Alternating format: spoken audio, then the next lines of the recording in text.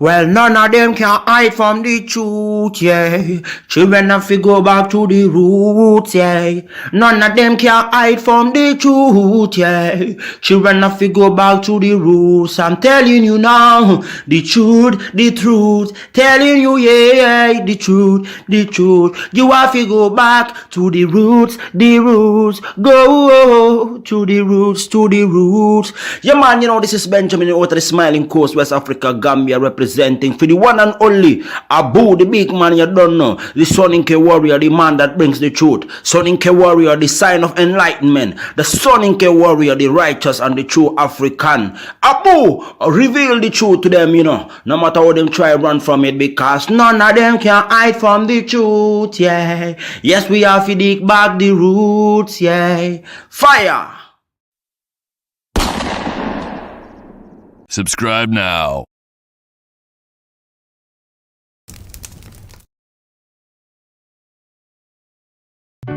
I remember the days,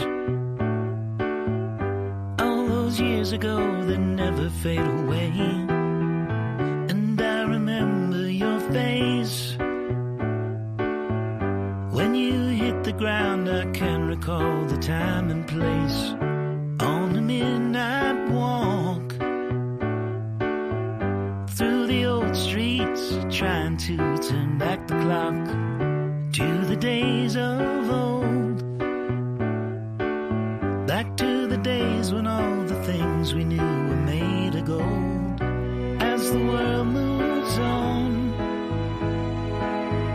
time sings a song. In the old neighborhood, as the clock strikes one, the memory lives just as it stood, like a quiet dream. The shadows of that time are cast beneath the streetlight beam. As the world moves on, time sings a song. Don't cry. All right, ladies and gentlemen, welcome to the Afridamus Report. I'm your host, Afridamus, Professor Damus, as you guys call me, some of you. Please make sure you hit the like if you haven't already done so, and make sure you subscribe. Look, some of you are very, very, very stingy with dislike. You know, even if you don't like this show, you know, you have another option. I am perfectly okay. You know, you can use your thumb and, you know, show me that you don't like the show. But ladies and gentlemen, I want to welcome all of you to another edition of the Afridamus Report. I hope all of you are having a wonderful time wherever you are. So, ladies and gentlemen, where are we? Where are we today in the topic? I don't know if some of you have already come across it. Akon, you guys know Akon, very popular rapper. He said another thing again. You know, you guys remember the last time when he came out, also he gave his observation, his truth about you know, the blacks not being the best in you know, performing. So the blacks were very upset because the Nigerians were put on the pedestal again. So today Akon have made another statement. He said Nigerians are the smartest people in the world. So that means I don't even have to count Africa. That means, you know, they've left the dusties behind. Definitely, I'm not going to compare it to Gambia, because Gambians, you know, honestly, when it comes to smarts, I love my people. They are nowhere close to Nigerians. I love them. But if I am looking for smart people, it will definitely not be Gambians. I know some are going to hate me for this, but it is the truth. So, but as you guys know, when we are doing the analysis here, the class, the topics are not always just one topic. It's what is trending on the streets. Because we have We have situations in the United States of America. And before we get into that, have you guys heard about, the quote, or the black woman who quote unquote was kidnapped in Alabama? So when people told me, in fact, when people told me, they said, oh, the news, there's this black woman who was kidnapped in Alabama. And when they say kidnapping, I said, it's not true. I said, was she black? They say, yeah. I said, it's not true. He said, why? I said, because if you look in the desirability scale of kidnapping, people who are more likely to get kidnapped, black women are not desirable up there. And I'll tell you why. They are very hard to kidnap. You know why? Because they are very loud. How can you kidnap a black woman? So I thought about it. I put two and two together. I said, when the picture flashed in front of me, I was like, nah, she did not get kidnapped. People were like, oh, Afridamus, you are so insensitive. Do you hate the blacks? I said, look, didn't we see Justice Smollett here? So anyways, we got the verdict to this. Let's get into the first news here, and then we will get straight to the actual news.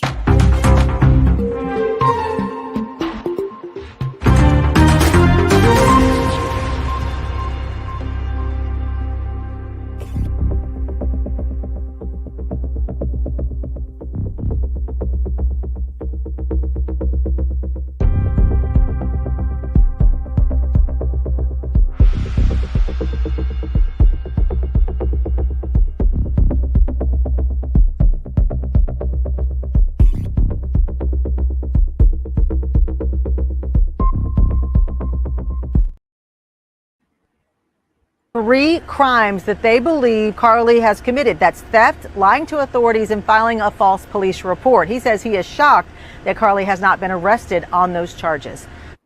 That's what I think happened. Eric Guster spent years as a criminal defense attorney. He says, like the rest of the country, he was pulled into the Carly Russell case. He says while police didn't come out and say it at the press conference, the message was clear. She said she was kidnapped and the kidnapping didn't happen.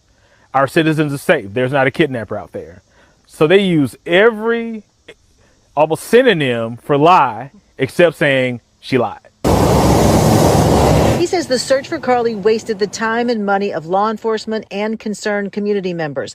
The father of murder victim Anaya Blanchard wrote about it on his Facebook page, saying his wounds had been reopened and it wasn't okay to bring his family into the search. Imagine going and searching for someone and they're off doing something else and they're never in danger. And you're thinking about saving this person's daughter and yours was not saved. Beyond angry, super livid, that would be me. Guster says he worries this case could affect future missing persons cases. It's going to be much more difficult for African-American women to be believed. And it may actually decrease the number of actual reports of things because people are already afraid that they won't be believed. He says right now Carly needs an attorney to advise her on how to respond to police. If I was Carly's attorney, I would speak for her.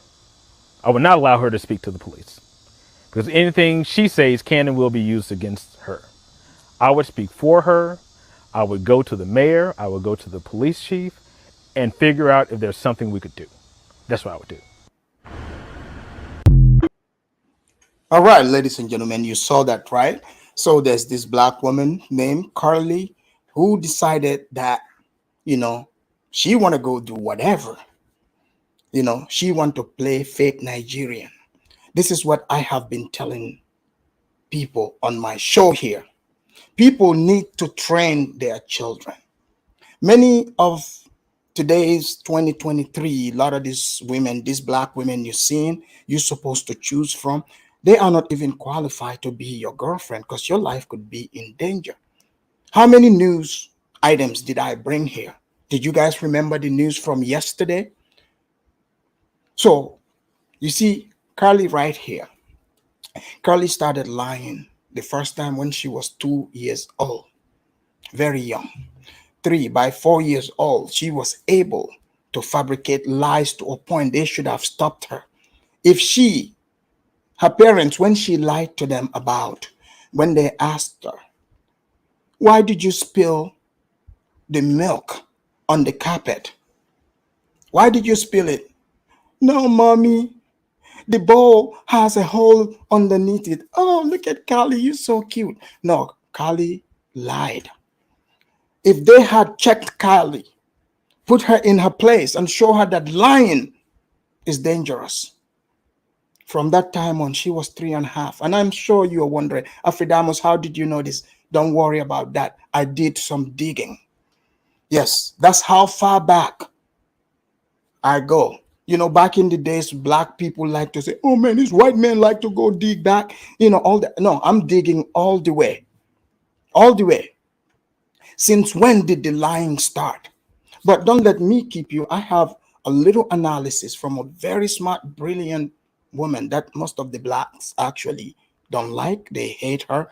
But because most blacks hate the truth.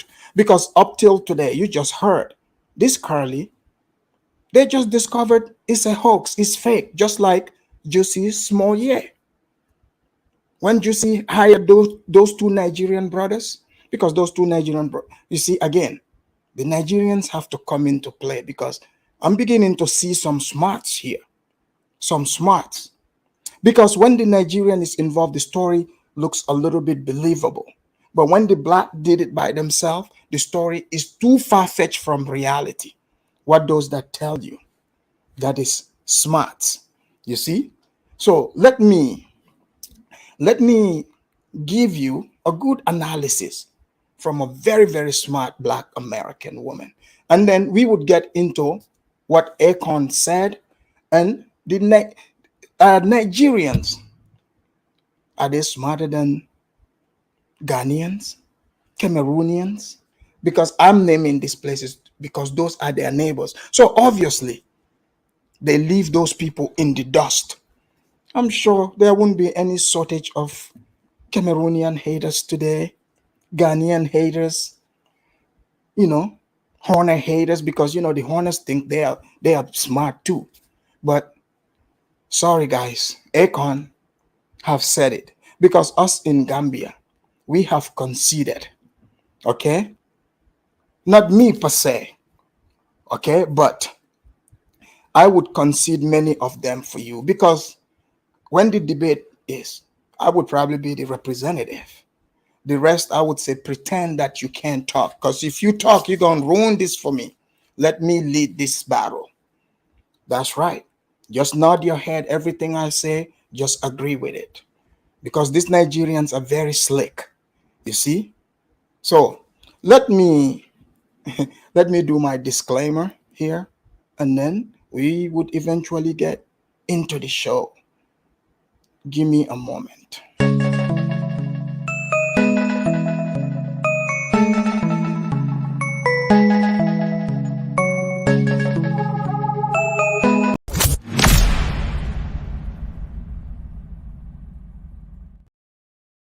All right. So let's see. I want to share this video here. Oh, give me a moment. That's the wrong one. In fact, this is the best analysis. But before we go into that, you know, it's July, it's White History Month. We are over here using the white man's invention. They came up with this. This is why we are over here communicating. So let us celebrate white excellence before we get to Nigerian excellence. Because you guys do know, the Nigerians, they did not invent the internet or the computer, but these people have utilized it. The blacks pretended to come up with rap. Look at what the Nigerians came up with. Now they are at the top, right? Look, even in criminality, they win. You know, they are way more organized. So maybe Akon might be onto something. So please, Those of you that you think you disagree, get your popcorns. Make sure you hydrate yourself. You know, get your soups ready, because debating Nigerians, you need energy, right? So I don't want to hear any shouting, yelling. Please articulate your points, all right? Because you will be questioned. All right, let us celebrate White History Month before we get into this. Too well. You don't have to go too. You went with it. Oh, no, she's married to that big guy. The big guy with the eyeliner, right? Drogo. Drogo.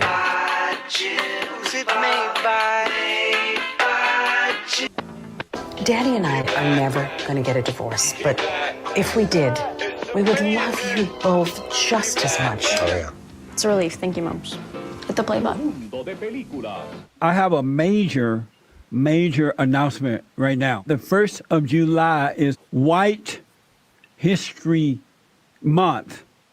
So the whole month is White History Month from now on. Happy White History Month. It's White History Month. I'm gonna celebrate with my friends. It's White History Month. So be sure to tell everyone. There will always be different months to celebrate. But this month's gonna be White History. It's White History Month, and I'm gonna celebrate America. It's White History Month, and I'm gonna scream it to everyone. There will always be different months to celebrate, but this month's gonna be White History.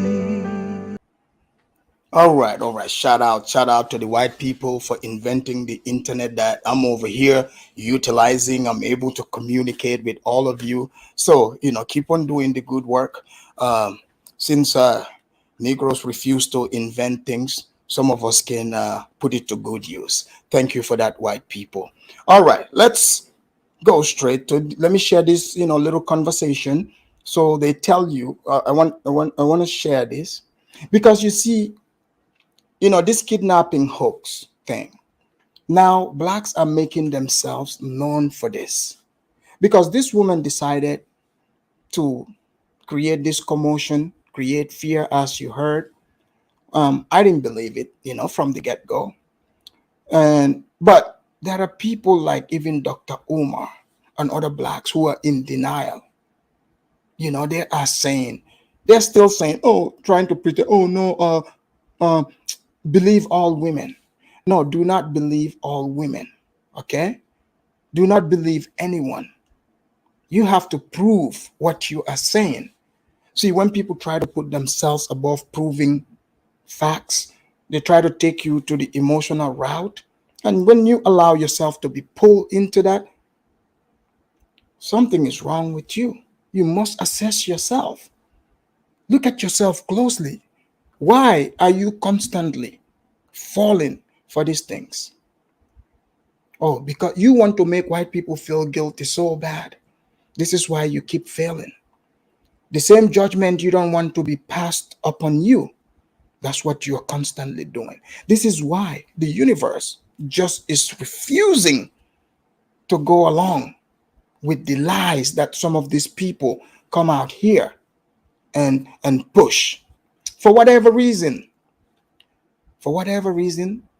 they decide this is the best lie to go with. And there is no shortage of people, especially black people or women, that fall for this. They believe it.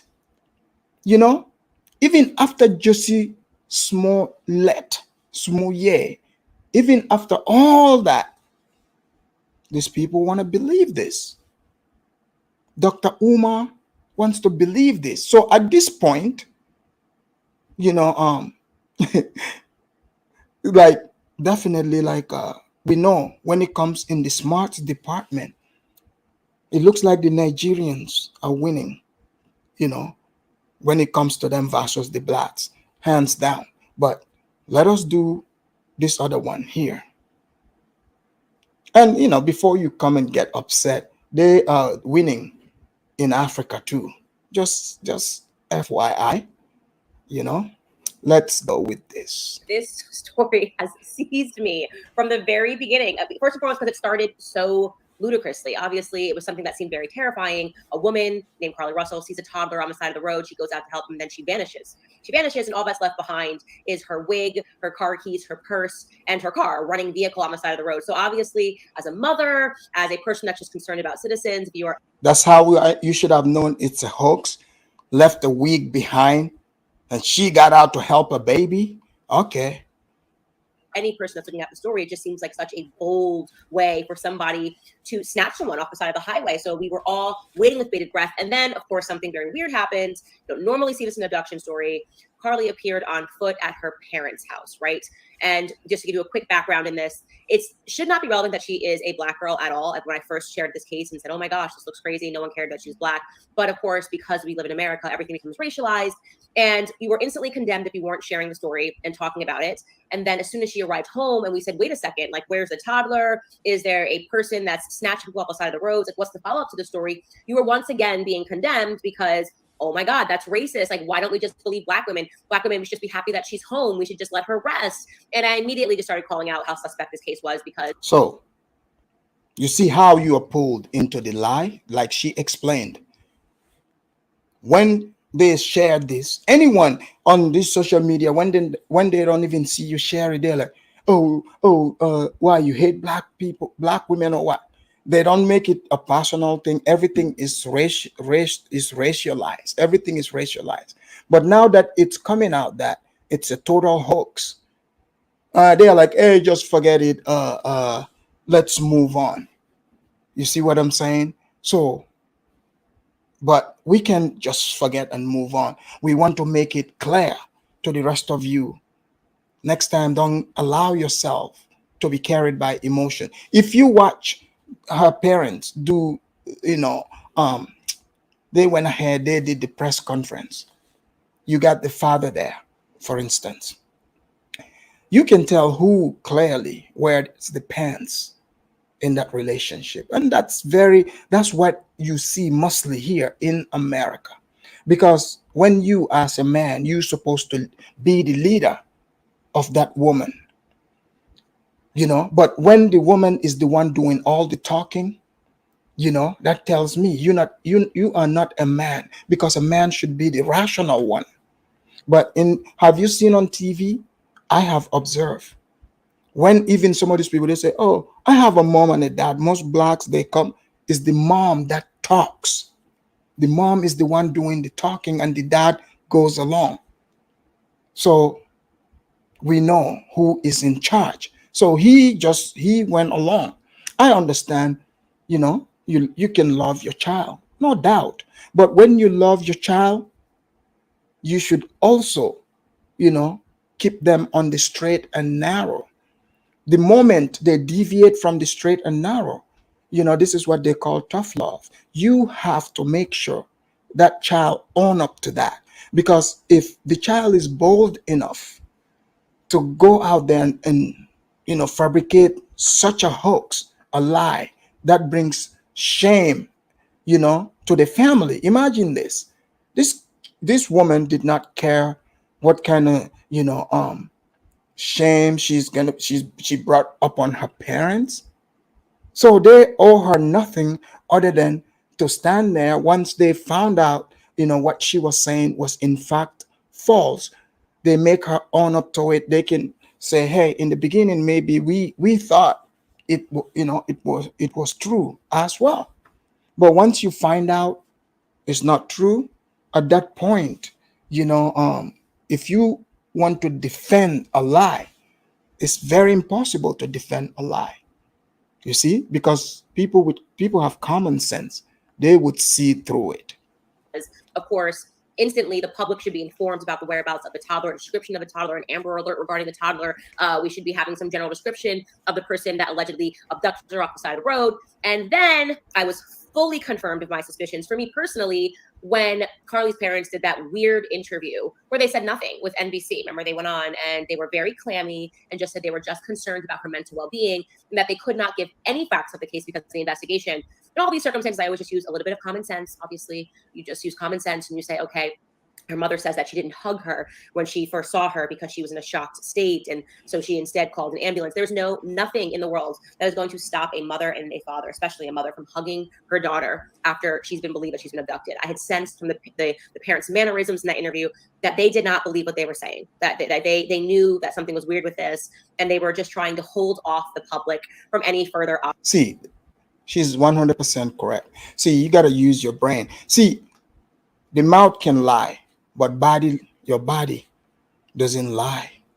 Your body language would reveal if you're telling the truth or not, especially in situations like this. So these people count on people, passing judgment based on feelings.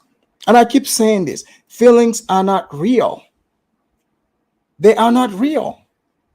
Because how many things have you ever said, I feel, and it turns out it's not true?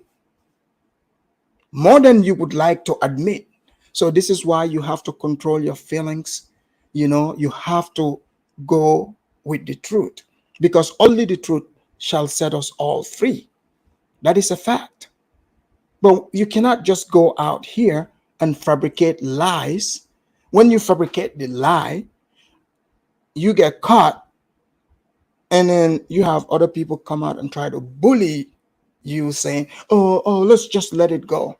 No, the moment you brought this out into the public, you have involved the rest of us.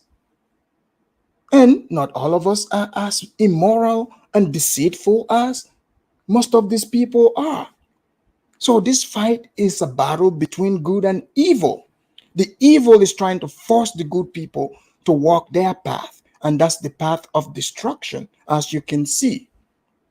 But oh no, you can't say that.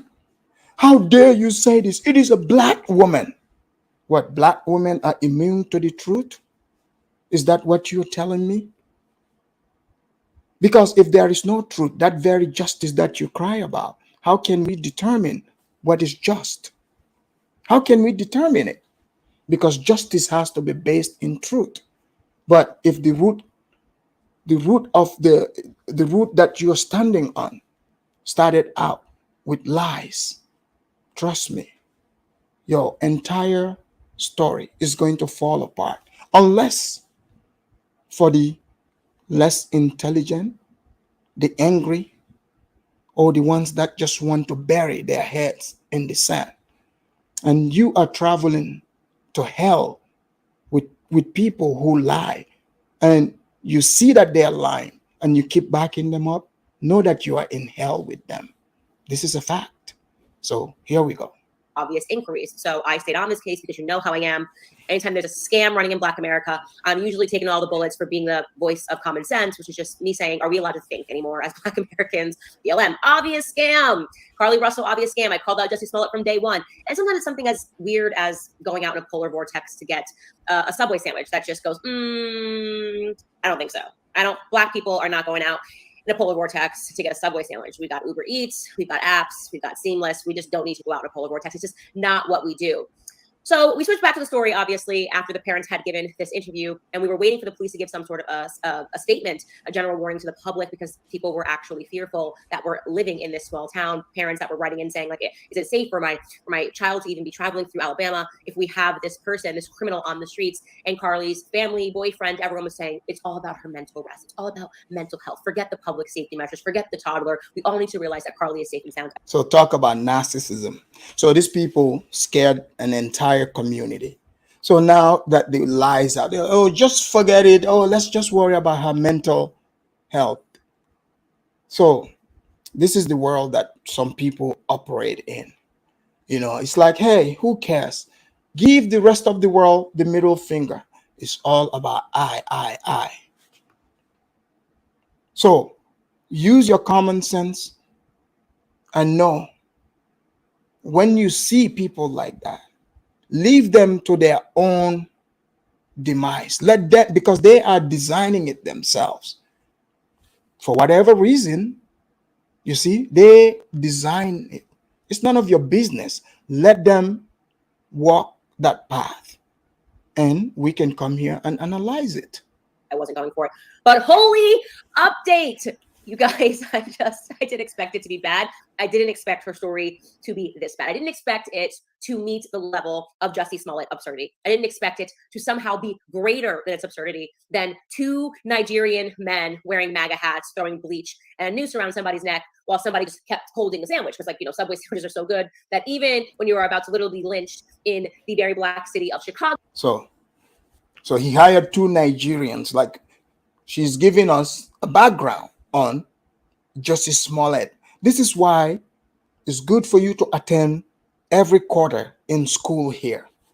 Because last time you might think, oh, no, maybe there's doubt about Jussie Smollett. But this time around, let's see. Remember when Jussie said he was attacked by two white KKK? They turned out to be Nigerian KKKs. But here we go. You hold on to the sandwich even when the cops are there, right? Just like, I didn't expect that her story could have possibly topped that. I thought she was a Jussie Smollett, maybe 2.0. No, this girl took Jussie Smollett to the max. This was the max. Jussie Smollett walked so that Carly Russell could sprint. Okay, that's what happened here. So the police today, in case you missed it on Facebook, I'm going to run through what they told us. They gave a public statement. They answered questions from reporters. And here is what the police chief has informed us. First and foremost, leading up to her disappearance, because her parents made us believe that they were cooperating with police. That is not the case. She gave a brief statement to the police officers after she arrived at her home, and then they just allowed her to rest for a few days. And they kept asking to further prod her narrative, and basically Carly doesn't want to talk to the police anymore. They're like, we're waiting. Carly is still dealing with just being home after physically fighting for her life and mentally fighting for her life. She doesn't want to talk to police about anything. So obviously we know she's lying. But prior to leading to this moment where she saw this naked baby, allegedly on the side of the road, a naked toddler wearing a diaper that nobody else saw, the police confirmed nobody else owns a toddler. Yeah, imagine that. I know that I heard Alabama is rural whatsoever, some parts, but a naked baby? Guys, imagine you driving in your truck or your car, whatever, here in the United States. Have you ever seen a baby naked, like even a baby by themselves? Imagine that. So she said she saw a naked baby in just diapers. And there are many cars going by, but she just happened to be the only person who had the magic eye to see this naked baby. Let's let her continue.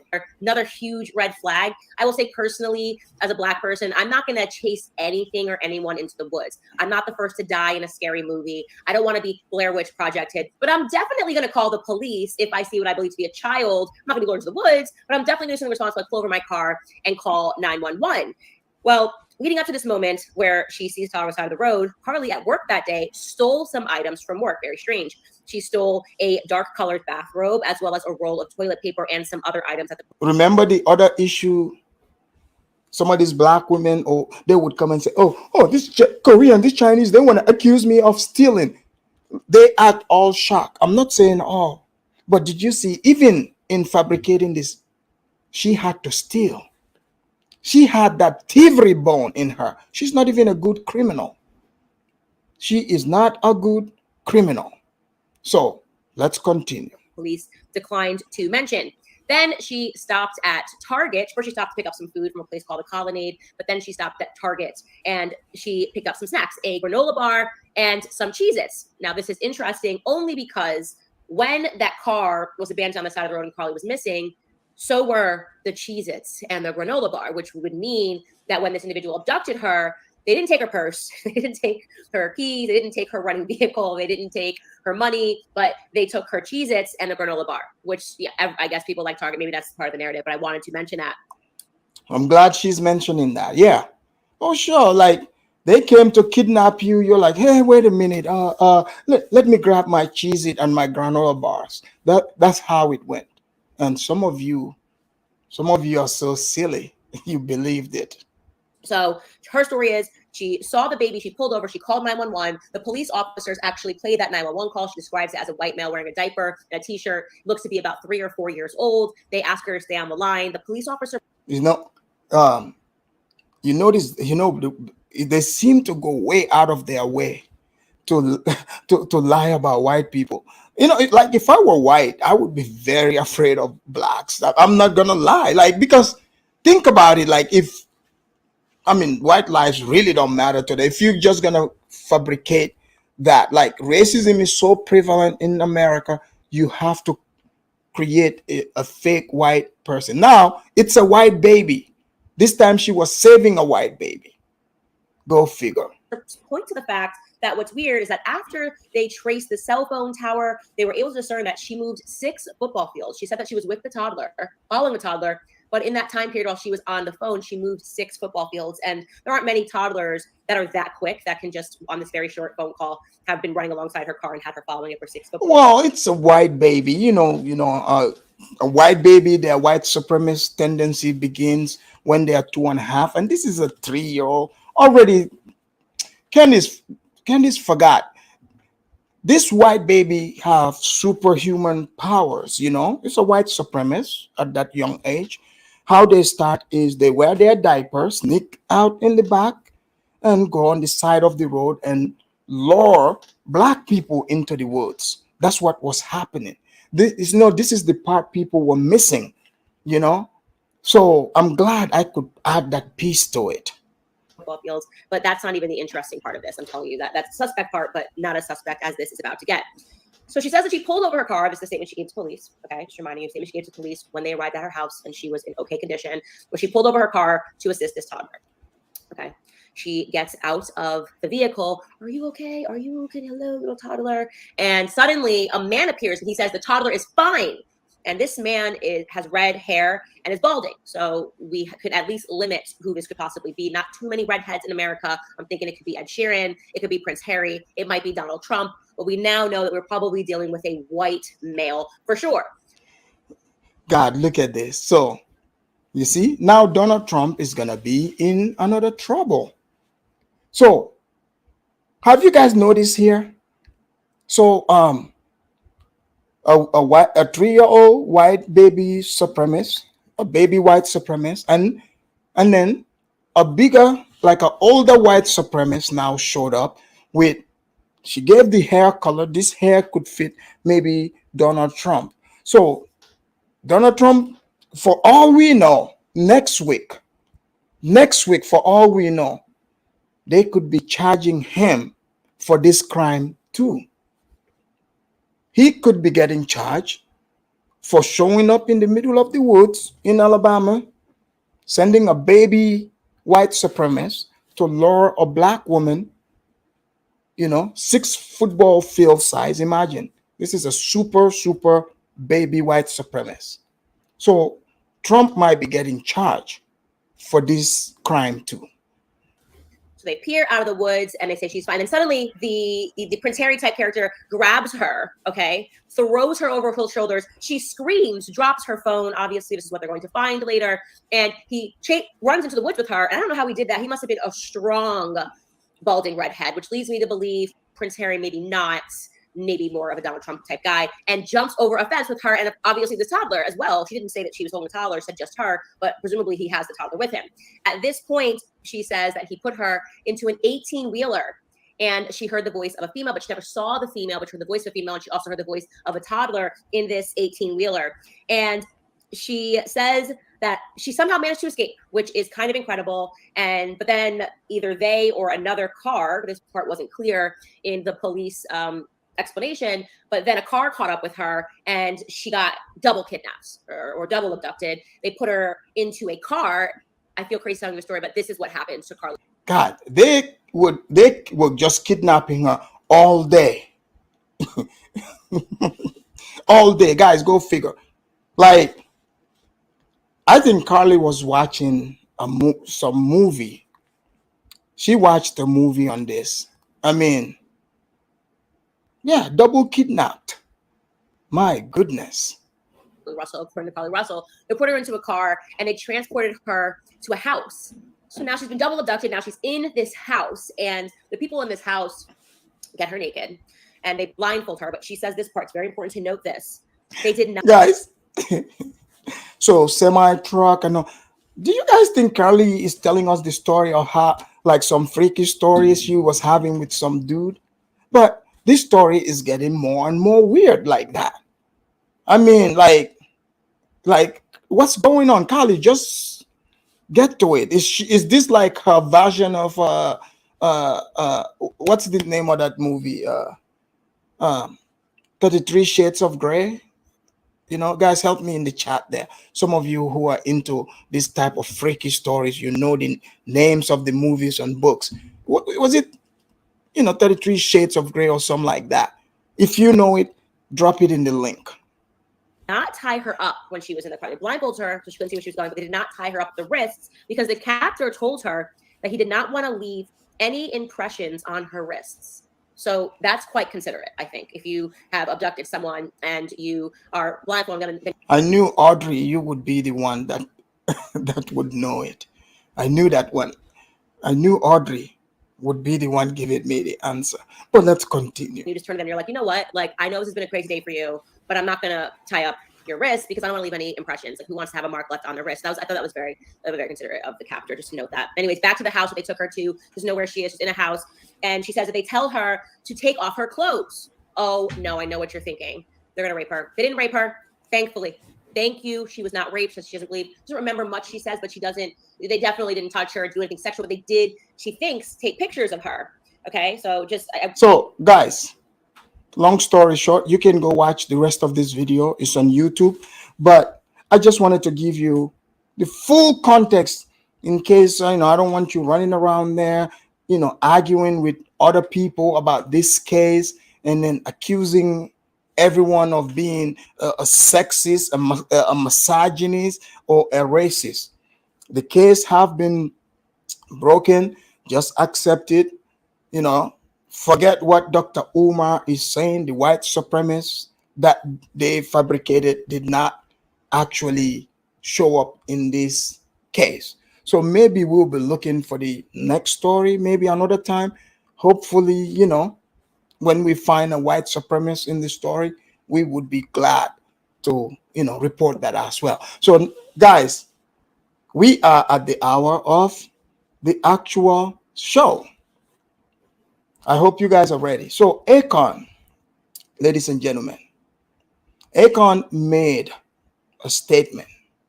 I want to see if you guys will agree to this statement, because Akon is saying that Nigerians are the smartest group of people. He didn't only say in Africa. He said in the world.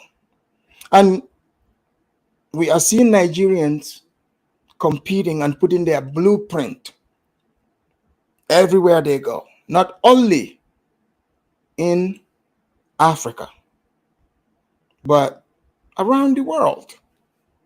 Around the world, they are the only Africans. I'm talking as a group. Say what you want about them. Wherever they go, they leave. They are marked there. They are able to generate money. You see, it don't matter where they go. They are in all types of businesses. Some of you are going to say, oh, the Nigerians are scamming. Well, you need some sort of intelligence, okay, to be able to pull that off. So it's not just to do it. See, you guys think Nigerians are the only ones that scam. The Jamaicans are super scammers today. Not all, but they have their scamming industry.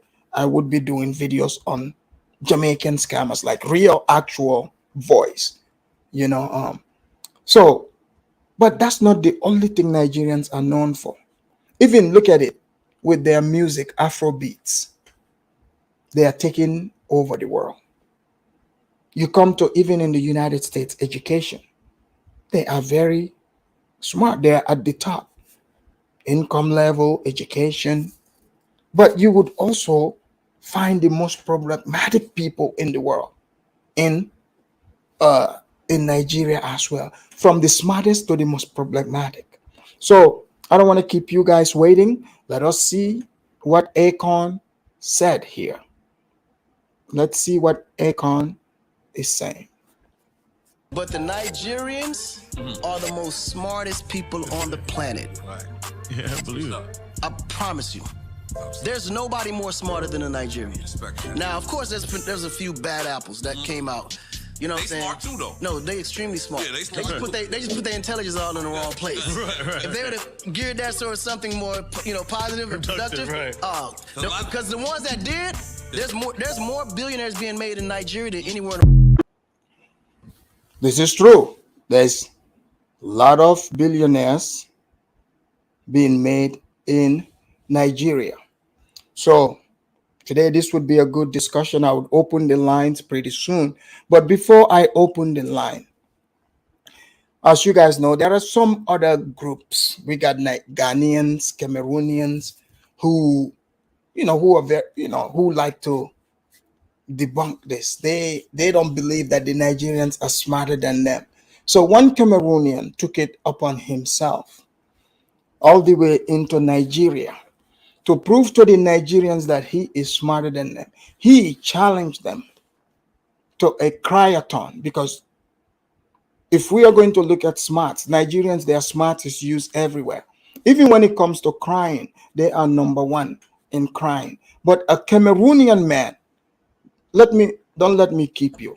Let's see what this Cameroonian man, the Cameroonians want to show the Nigerians that since you think you're smart, we will show you we are better criers than you people. But the Cameroonian could not do this crying in Cameroon. He had to go to Nigeria, trained by Nigerians, to be able to pull this off. You guys think I'm making this up? Let me show you. Who is based in Nigeria, is set to break the Guinness World Record for longest crying time by an individual. Danny Green, known as 237 Town Crier on social media, started this challenge on the 9th of July and is set to cry for 4 days non-stop. So he intends to cry for 100 hours. Some people call it the cryathon. However, it is not clear how he is willing to submit the evidence to the public or to Guinness, but we wish him good luck with his world record attempt. We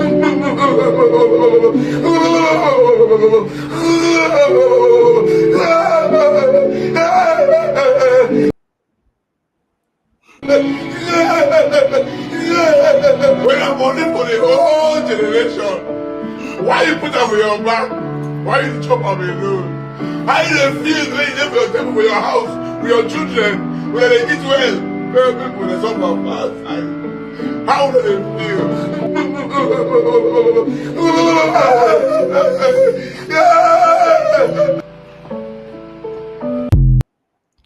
All right. As you guys can see, so the Nigerians are like, hey, if the Cameroonian want to hold on to the cryathon record, he can do that. So guys, my question. So the Cameroonian wants to hold the Guinness record of crying. This is what they challenge the Nigerians to. So my question to you, those of you that are going to be hitting the link, I'm going to drop the link now. Do you agree with Akon that Nigerians are the smartest people, not only in Africa, but in the world? He said, there are more billionaires that have been created in Nigeria. You can't deny this. This is facts. So maybe that plays a huge role. So let me drop the link here. I see that Jude, you are here. I don't want the Cameroonians to run. TD, TD, you say you got smoke for Nigerians. You got to answer this for your Cameroonian brother as well. So guys, the link is in the chat. I'll be waiting for you guys. Let me play the Cameroonian crier for you once again.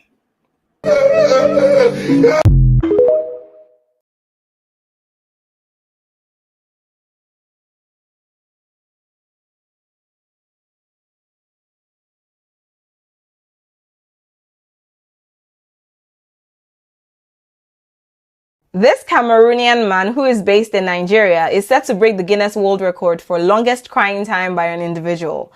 Danny Green, known as 237 Town Crier on social media, started this challenge on the 9th of July and is set to cry for 4 days non-stop. So he intends to cry for 100 hours. Some people call it the Cry-a-thon. However, it is not clear how he is willing to submit the evidence to the public or to Guinness, but we wish him good luck. All right. As you guys can see. So, do you guys agree with Akon that Nigerians are the smartest people? You know, and if you say yes, explain. No, you can explain as well. The lines are open. Do not hesitate to hit the link. And please, guys, let's not interrupt one another. And when the host is trying to get your attention, please allow the host to do so. And guys, don't forget to hit the like or hit the thumbs up or thumbs down. Either of them works for me, right? So let's get the activities going. And we got Titi in the house. Titi, welcome to the Afridamus Report. Thank you very much, Afridamus. Always, I don't know where you usually get this very interesting topics, very nice topics today. Awesome. Can you hear me? Yes, I can hear you loud and clear. So, Titi, did you hear what Akon said? Yeah, I heard what he said. What can I say about somebody who is coming from the industry? They always say these things being pushed by their masters to be hypnotizing those they really want to use to create chaos among the black nation. What can I really say to a puppet? Akon is a puppet from the industry. We all live here in America. We know what goes down there, how that industry goes down. So when somebody says something like that, especially a personality like him, you must take it with a grain of salt. So what have the Nigerians done? Can you hear me? I hope my voice is not but before we get there, hold on. Let me read this super chat. This is all. Thank you for the super chat. He said, "Leave my Cryonians alone." So, Tidi, what do you make of the Cameroonian that went to, he lives in Nigeria, and he challenged the Nigerians to a cry-a-thon. He said because you Cameroonians can cry better than the Nigerians. What do you say to that? Okay, that is another important question. The Nigerians could not engage with that level of foolishness. Okay, the Nigerians could not engage. They say we are foolish, but that one is a different level. We cannot engage on that level of foolishness. I know that guy, and I see him even on Instagram. So the Nigerians think that is foolish and is below them? That is foolish. That one is above them. They cannot engage in that level of foolishness. So it's all. That's why he went to Nigeria. Like I said yesterday, the other guy was saying Cameroon were doing this money printing gambling. I said we learn it from you, Nigeria, because that's why I said all the scammers will rush to Nigeria. All the evil, there's no place in Africa that can compare fidelity, fraternity cult, sorority. No place in Africa can compare that society in Nigeria. No place in Africa. So you're saying you don't agree with Akon? I don't agree with him. What has the Nigeria done to improve that Africa can just improve even the lives of Nigerians, talk less of Africa? What have they done? It's preferable is Kenya. Nigeria, they said they are the giants of Africa. Giant on what? Well, they said that when it comes to making money, they said they're number one. Education, production. They said, their economy all Africans are educated. They are educated on what? You take a mathematical student from Nigeria and anywhere in Africa, they will sit and compete, bring the best. They will come all over Africa. It's just like there's some group like them. Like you see them, even the NBA, like I said, most of them came from Nigeria. They always want to put themselves out there for all the wrongdoing, all the stupidity. So you have that thing bubbling in their blood. to be above every other blacks. Not me. You know, it does not necessarily mean they are the best. It's just that they have that thing. When they come to any environment, they want all other blacks to be. Well, they say when they colonizer mindset. Well, they improve it. They say wherever they go, they improve. They bring entertainment. They got the best movies, you know, in Africa. They're competing at world level, at Hollywood level, right? When it comes to music these days, you know, look at the Nigerians, what they are doing. Oh my God, my brother. So, I think this is what Akon is talking about. Do you think so why would Akon just, you know, because he didn't just say Africa, he said the world. Because he does not want the foolishness to go down. He's hypnotizing and he's hyping them up. He's hyping them up to continue with the foolishness.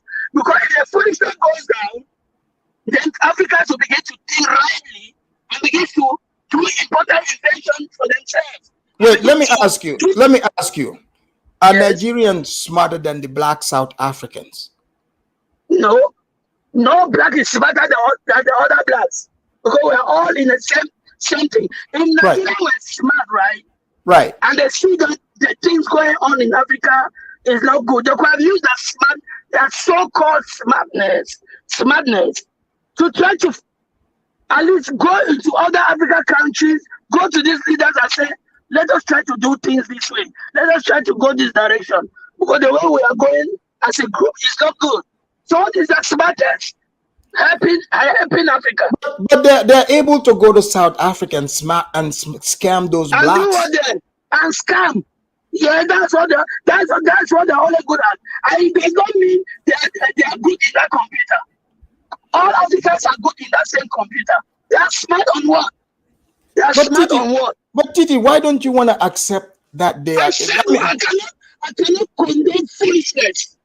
I cannot condone dysfunction. I cannot condone that. They are smart on what? They said, I'm just from Facebook, and a Nigerian lady from UK is complaining about the same Nigerians in Europe. They what? I mean, a Nigerian lady who lives in UK, I was watching that on Facebook. You know, they're very good in also doing the same thing like Americans are doing. Coming out to share their story, coming out to share their experience, just for how can I say notification for people to notice them. Tell me what country does that? Hold on, Titi. Please, let me land. They thought that other Africans don't speak. Doesn't mean they're foolish. Doesn't mean they're foolish. All right, let me. They're not smart. Okay, let me let these other speakers in. I see the Chief Motisa, UFC, and Jude. I hope you fixed it this time. Jude, are you there? Oh yes, Afidemus, can you hear me? Loud and clear. Jude, is you've heard what Akon said. Is Nigerians, you know, smarter than the rest of Africa and the world?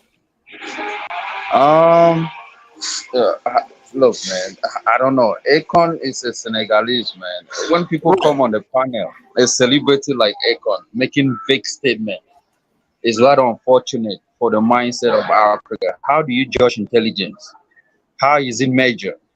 You know, what is the yardstick? You know, is like just because Chinese have a bigger population over other countries doesn't mean they have the most intelligent people. No, it doesn't work that way. You don't measure intelligence just because you see one or two smart people around you from Nigeria and you say the whole Nigeria are the intelligent people in Africa or in the world. Come on, man. That's an understatement. If it was in Africa that he made that statement, he should be sent to jail for making a big statement. Wait, Jude, let me ask you. Wait, Jude, okay, make your case. Are you saying the Nigerians are not smart, and why do you say they are not smart? No, Nigerians are not. They are smart, but smart in terms of what? That's a big statement. In terms of what? You know, making. You know, they making money.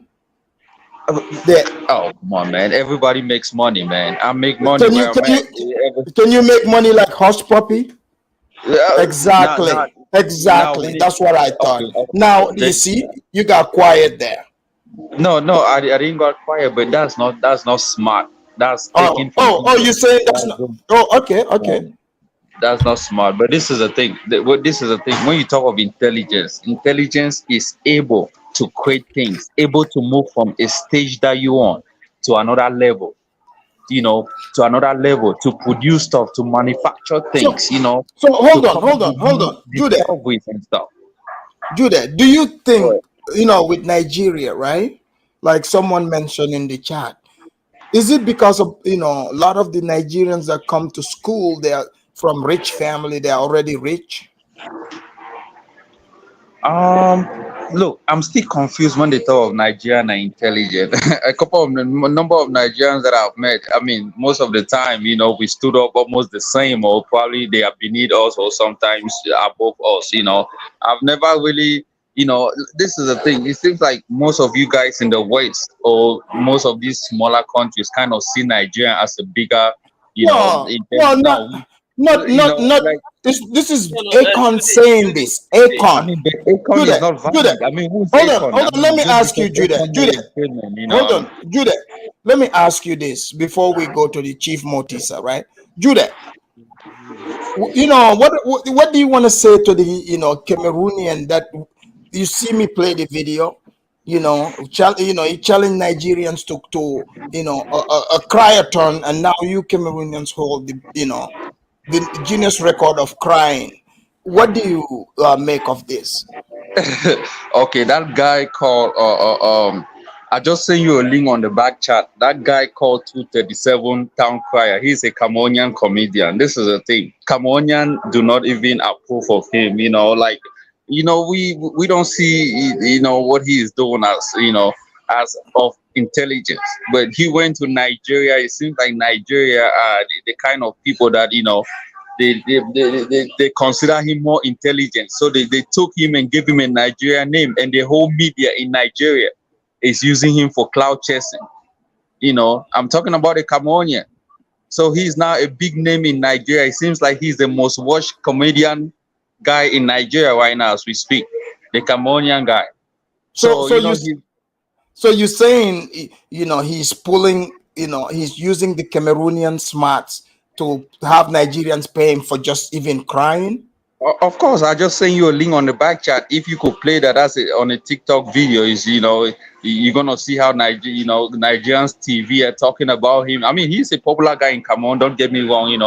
He makes money from comedy. He's huge. So I'm glad Nigeria is giving him that attention, because everybody is talking about him. So this is the thing. Nigerians know about Cameroon as intelligent. We know about them as intelligent. It comes from wherever you see it. But in America, most of the intelligence guys that I've seen from Africa are not even Nigerians. I'm telling you for a fact. It's just because they have population. But the most intelligent guys that I've seen from Africa are Africans themselves from different areas of life. You know what I'm saying? I've met some people from Zimbabwe. There's a lot of smart Ethiopians.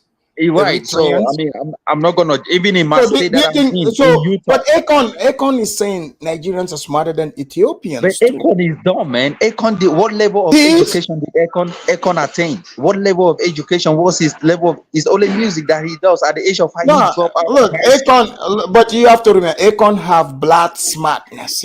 Black. I mean, he dropped out of high school, man. But he's got black intelligence that is higher intelligence. Come on, I'm not gonna use Akon as a yardstick to measure intelligence in Africa, but it makes no sense. If for any reason he's saying that he's sorry to cut you short, my brother from Cameroon, sorry. Akon says that because he has been in the circle of scamming. He took people's money. Order. You must hold on, guys. Order. Somebody give this man a drink. Somebody give this man a drink. He's thirsty. Am I still talking? This guy Akon was supposed to build, I think, a mega city in Senegal. He took a lot of money. He came up with Akon, a cryptocurrency that has not even been. Yeah, but he is not Nigerian. He's just observing Julie. Yeah, but what Tito Milo is saying is he has the same mindset of scamming. So you might think of a bird of the same feathers flock together. Maybe he has aligned with Nigerians. So then call them street intelligence. But when it comes to other domain, Nigerians are handicapped. They might be good in scamming and all. Like in what areas are they but they have not handicapped? been able to manufacture planes. They have not been able to develop their country. They have not been. Come on, man. What is intelligence if you cannot even do things for your own country? When your country is dropping come on, it is declining fast. It makes no sense. And that's my point. I'm gonna cut it short and let someone go on. All right, we have the Chief Motisa. Chief Motisa, are you there? Yes, I am. All hail the chief of Chief the Motisa, premium you've heard. blacks. All right, we got a premium black in the house, and you've heard what Akon said. Yes. He's saying, not only in Africa, because you see, I'm from a dusty area, so we're not even in the equation. Yes, so yes, this is you to are. the world, right? So it's Nigerians, the smartest people. He's not only in Africa but in the world. Okay, absolutely not. And listen, you have to take Tether Babble with a grain of salt, okay? Akon, number one, was born in America. He got his riches doing Black American music, and then he takes those riches to throw shots at Black Americans. So you can't take what he says with seriousness. Now he probably has some sort of Nigerian investors, okay? So he's pandering. He's pandering to Nigerians, okay? What You think happened money to is coming Akon? his way? Excuse me? You think Nigerian money is coming his way? It has to be, because apparently the Chinese money dried up from the Jiangsu International Company because Akon City was never built. Now, let's transition to the Nigerians themselves. As a premium black, I will say this. Nigerians, we have to establish the metric, and I'm going to tell you my metric is money, right? And I'm going to put the cherry on top of this argument at the end of it. But for now, a Nigerian that hasn't built anything in their own country, or people who haven't built up their own country out of being, the international face of scamming, those people cannot be called the smartest. To tell you the truth, the smartest Nigerians are the ones that left, which makes them Nigerian Americans or Nigerian Brits or whatever. But a full-fledged Nigerian in Nigeria has nothing to show the world that they did it. Let's talk about Dangote. Oh, Dangote this, Dangote that, right? His refinery, and this is my area of expertise, has not been built by Africans, much less Nigerians. If you look at the Nigerians didn't build it? Hell no. You look at the contractor list, and I went over it extensively because I'm trying to get some of them Nairas, right? It's all companies that I work with in Europe. They're all Europeans that are building this, and they have Indian project managers. So, I just challenge any Nigerian to tell me what a lasting contribution has Nigerian made on their own, not educated by the white man, not financed by the Asian man, that they had Nigerian hands from start to finish. So now here's a cherry on top. Somebody talked about, I believe it was 886 LYO. That guy. He said, well, Nigerians have the most billionaires. Here's the cherry. No, that's out of 19 black billionaires in 2023 worldwide, 10 of them are Black Americans. There's a couple of Ethiopians. There's a Zimbabwe on there named Strive. There's South Africa, there's Strive Masewenya, whatever his name is, and a couple of Nigerians. So we are the premium blacks. We went from saying or asking Motisa to now dropping a T on all you dusty Africans. Oh, hold on. You're not done here. 1 second. Since you always say, Nigerians, now you've seen a Cameroonian came, he took the record, in real life, televised here. How would you address this, that a Cameroonian came and took the crown from Nigerians? I mean, it's a sad day when the crybabies of Africa have even lost their crown. So they lost their crying crown, but they gained their pooping crown because now Nigeria is what? The world's #1 open defecation capital. I So think that was India. congratulations. No, it was, but Nigeria took the crown from India last year. Everything I say can be Googled. Everything I can say can be verified. So when we say Nigeria is a shithole country, we mean it, and we have the facts to back it up. I did land my plane. Oh, All right. It's perfectly true. Oh, It's perfectly true. he said you agree with him? Exactly, 100%. All right, 100%. all right, we got UFC fans. Guys, don't cut him off. UFC super fan, are you there? Yes, I'm here. All right, UFC super fan. You've heard what Akon said. He said Nigerians are the smartest people in the world. But give me a second. Hold on. Go ahead. And you heard what Akon said, and you've heard what both the Cameroonian and the premium black said here. So, what's your take on it? I think Akon was wrong in some certain aspect. Maybe he wanted to say in business. You understand me? In business. I'm not going to say in other area, but in business, Nigerians are doing pretty well. You understand me? But in other area, okay. NAC, the Dubai, the people from United Emirates, they spend money to build their country. They didn't really. Their own people didn't really build country. They use their money. They make. UFC, can you fix your mic so we can hear you? Say something. Yes, you hear me? Yeah, but it's crackly. Can you hear me now? Yeah, it's much better. I said the Emirates, the people from Emirates, the United Emirates, and Saudi Arabia. Oh man, what's the things they have? Yeah, They didn't use their people to build it. They use their money to construct those, to build their society. Dangote didn't. I don't think you should. man. So UFC, your audio is bad. Okay, let me call back. Yeah, call back in. Okay, we have Nat Turner. Nat Turner, are you there? Nat Turner, unmute yourself. No, we can't hear you. Unmute yourself. I didn't mute me. Oh, okay. Oh, I can hear you now. Nat Turner, are you there? Yes, I am. All right, Nat Turner, you heard what Akon said about. He said Nigerians are the smartest people, not only in Africa but in the world. And you've heard what he said, and the other speakers said. What is your take on this? Are they the smartest people in the world? And if yes, why? And if no, why?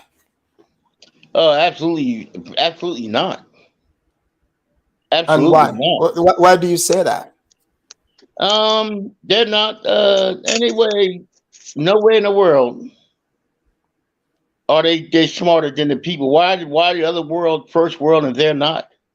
But do you think the two Cameroonians from Africa are hating on Nigerians? Do they have like some sort of hate against them, denying that what Akon said is not true? Well, let me say this: they shouldn't be hating because all of it is not true. I mean, it's a fact that Africa is not bright. They can't function on the first world state. They will never move it. They're not that bright. They didn't invent no computers. They didn't invent the newest technology, electronic. How do you know this? Wasn't the internet partially invented by a Nigerian? They said. They're not. I thought it was white people, but they said it was Nigerian. No. In World War II, computers was invented. World War II. Oh, so Nigerians didn't do it. England military, and the United States military, and Poland. They in Poland because they gave the Enigma machine. They don't have nothing like that. Let me tell you something. Bullshit is not gonna get you nowhere. Instead of facing reality that y'all way behind the rest of the world. Y'all don't have no satellites. Nigeria has satellites. Nigeria didn't build no satellite. I mean, anything they get, they got to get from another country. They invented the mobile money in Kenya. Mobile money, yeah, so they could steal everything. That ain't no. See, I wouldn't put my money in none of that stuff. Good Lord. You know, then you'll give your money to scammers. You'll never find that money. You be running all over the world trying to chase that money. How did I not see that coming? When I said to not turn the mobile money, I don't trust nothing money. Don't trust nothing money. So you wouldn't put your money in Nigerian invention? If I want to lose my money, what do you mean lose your money? The Kenyans are not losing their money. Let me tell you, all the Africans are magicians. They make your money disappear. You will never find that damn money. They got a disappearing act in their banks. They came up here, a Ghana bank, and everybody's money was disappearing. I mean, okay. Well, I mean, the Nigerian banks around Africa are doing well, and they are honest. If you call running around in flip-flops and people breaking into pipelines that's blowing up, doing well, I guess you're doing well. I wonder what standards y'all talking about. You know, that's a good one. We should have asked Akon. He said there's a lot of Nigerians who are, billionaires that are coming up. Maybe he's talking about the business people. Well, let me tell you something. Akon is in so much debt with them damn Chinese. He better hope they don't send their gangs after his butt. Let me tell you, he's trying to beg the Nigerians, not in Nigeria, he's trying to beg the Nigerians in America that got a little bit of coin. He gonna kiss all ass to get that money. But I'm telling you, it's going in the hole. That man is not a financial genius. None of them rappers is. You know what I'm saying? That's all he could do is rap. He don't know shit about financial genius because they wiping his ass. He didn't build no Akon city. That city, that picture that he has. He's building it. He ain't built. The only thing he built is just a bunch of bullshit. So Natona, let me ask you this, Natona.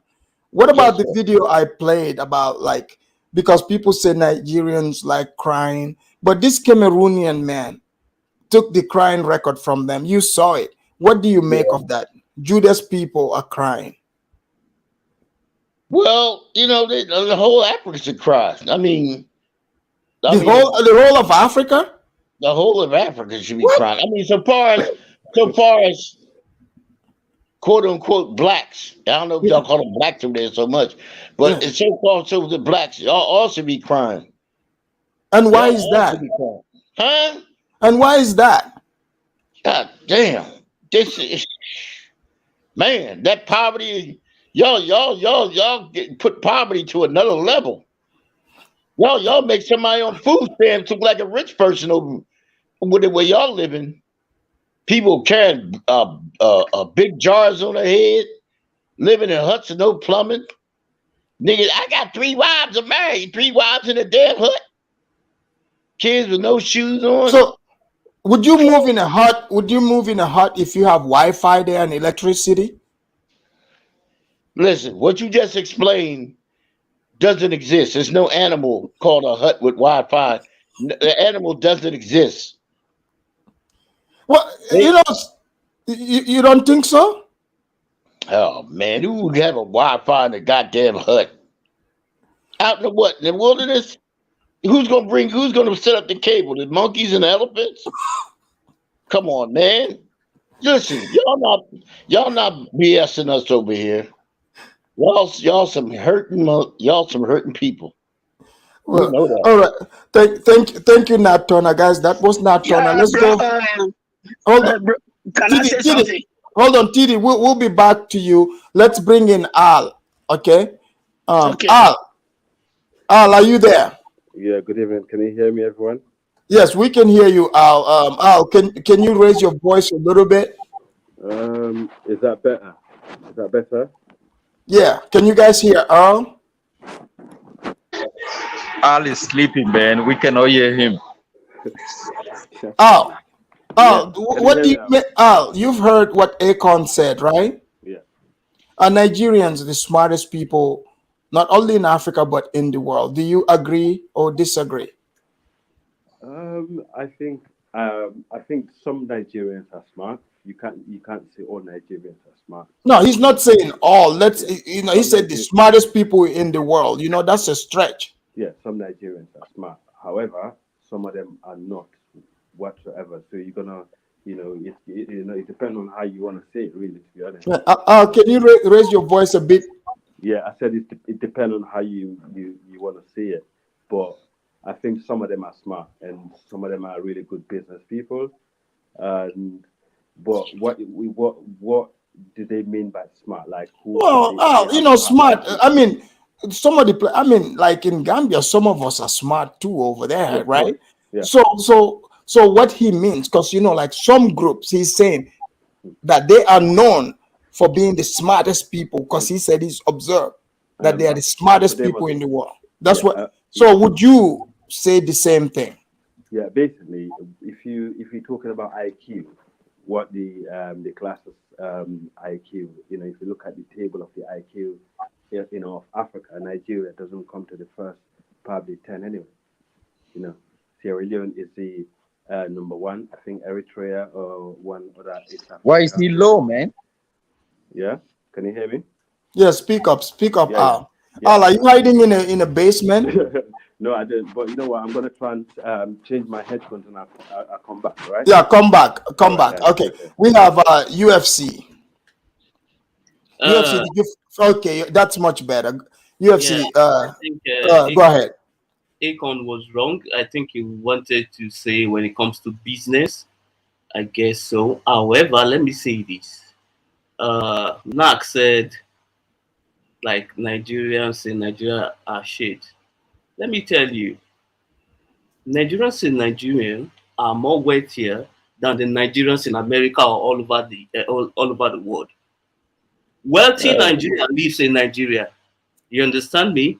They live there. Now Turner said the wealthy ones live in America. They don't. Yes, they are doing well. They are middle class, but they don't have the money which those that live in Nigeria have. It is a fact. Okay, let me tell you something. The problem of Nigeria. You see, Nigerians, most of them, they come and criticize the country. Yes, because we are very critical of our government. But let me tell you something. Nigerians are not ready to pay for developing their countries.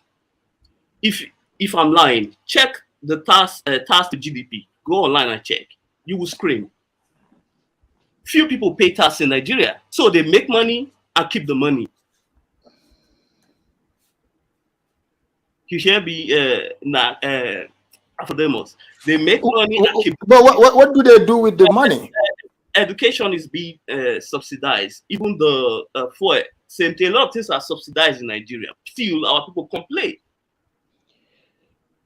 You understand me? They complain. Yeah. Even a lot of them, they agree that subsidy should be removed. Immediately it was removed, they start complaining. They start complaining. Go online, you see people complaining. But the candidates, 3 of them, they campaign that there's going to remove subsidy. So what is the cry? I agree my problem, my thing is, I don't say things that I say because I hate Nigeria. I want the best for all black people. And when you come to an environment, not only in Nigeria, when Nigeria come to any environment in Africa, they have this colonized mindset. They seem to push the local people at the back. If it is in the market, they push them at the back and they take the best places in the market. So that when you're coming from the entrance into the market, they will be the first one in another person's country. That's what they do. We know how to compete. It doesn't mean you pick your shit. You pick your shot. That's hold on, guys. One mic. Africa went to react, you said xenophobia. Hold on, TD. People are piling these things up. Hold on, Hold on, Tidi. What, guys, wait, Tidi. Let me Go ahead. Yeah. Hold on, UFC. What he's saying is, it sounds like Nigerians are going to Cameroon and bullying Cameroonian people around. Let me explain to you. No, Cameroon, even in Ghana, even in that Gambia, they do that. Anywhere they go, that's how they behave. They want to overtake. Tidi, you think that's what they are doing in South Africa? Yes, that's what causes xenophobia in the first place. Why did the South African? All right, hold on, Tidi. Go ahead, UFC. Okay. Afrodemus, one of the richest men in Gambia. He has a large real estate portfolio in Nigeria, right? Right. Have you seen us come online and cry about the man that the man is overdoing our local competitor? No, we are not, because we love competition. Okay. It's an open. What do you think about what Nat Turner said? I didn't hear what he said. Sorry. No, Nat Turner was saying Nigeria is very broke. Nat Turner, I have no idea about Nigeria, so let me not answer him. No need.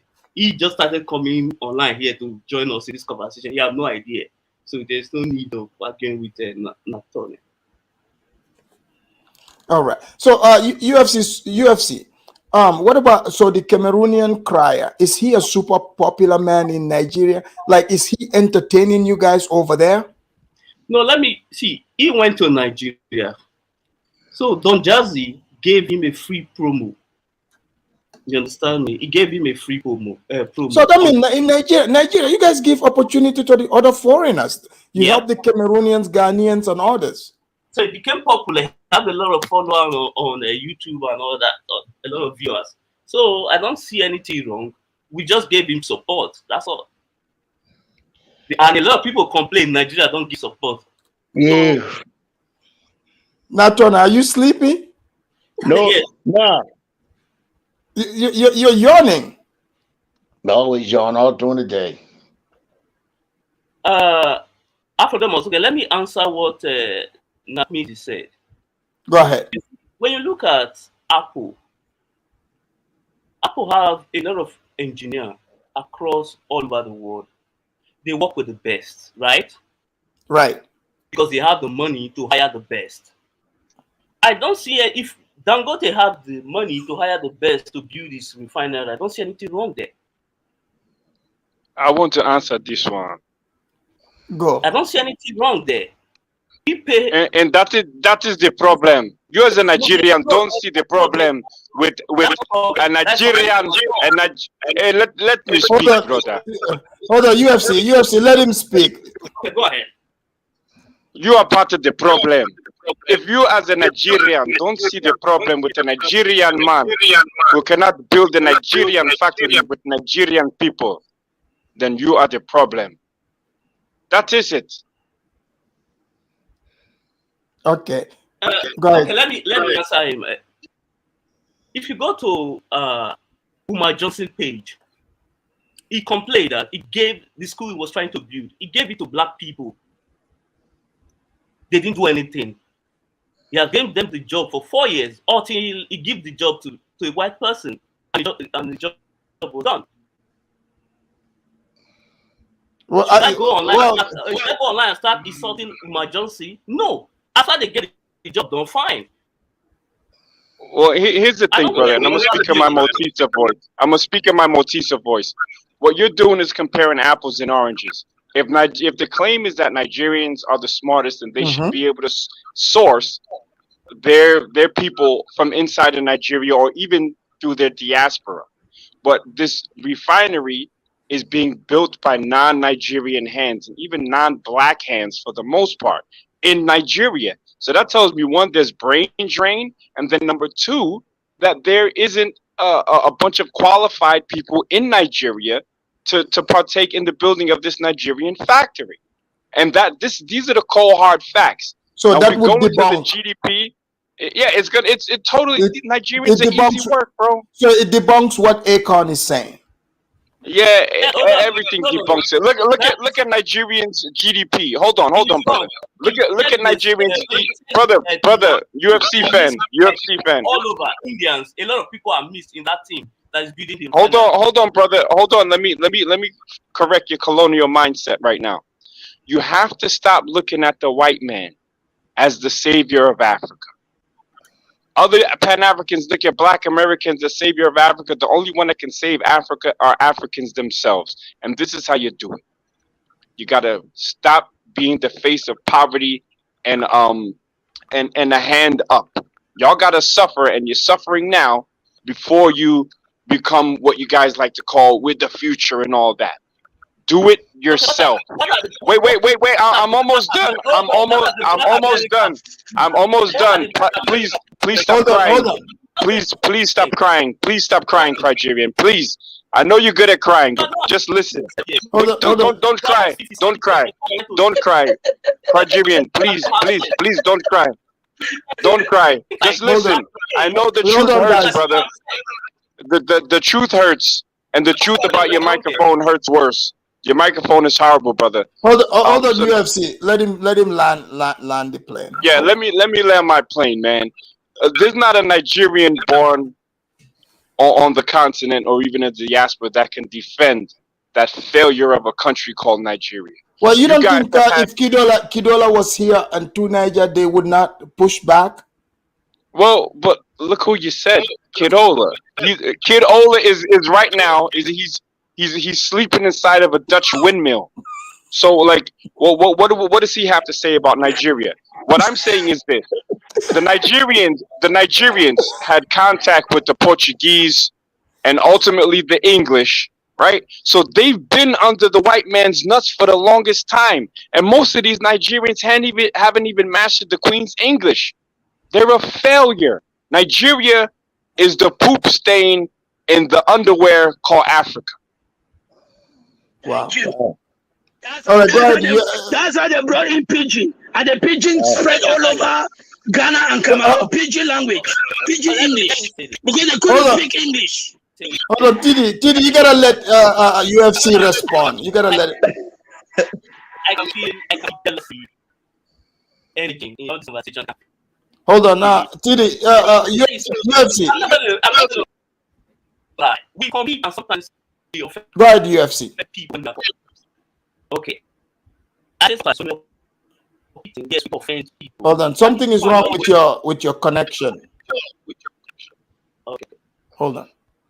He's on that glow Nigerian internet. That you see, he's failing with Nigerian internet. Say something, UFC. Let me hear if it works. Can you hear me now? Yes, much better. Yes. I say, if we have the money to do what we want, yes, we can contract the job to other people to build it. We don't need to use our people to build it. Indians are one build, but they build it themselves. They use their money. UFC, you want to leave and come back again? Yeah. Okay. He can leave and come back 1,000,000 times. UFC stands for undeveloped Fulani concubine. Until he gets up from under the Fulani thumb, Nigerians will never ever be anything that the world can be proud of. All right, let's bring it to Judah. I don't know why people are expecting so much from Nigeria, man. It's just crazy, you know. Like, I mean, come on, all Africa is a failed state, you know. I mean, it's hard for Nigeria or even Cameroon or other countries to even go far better. I mean, we are still the Europeans still control us, be it the English or Francophone. We are still all under colonization as well.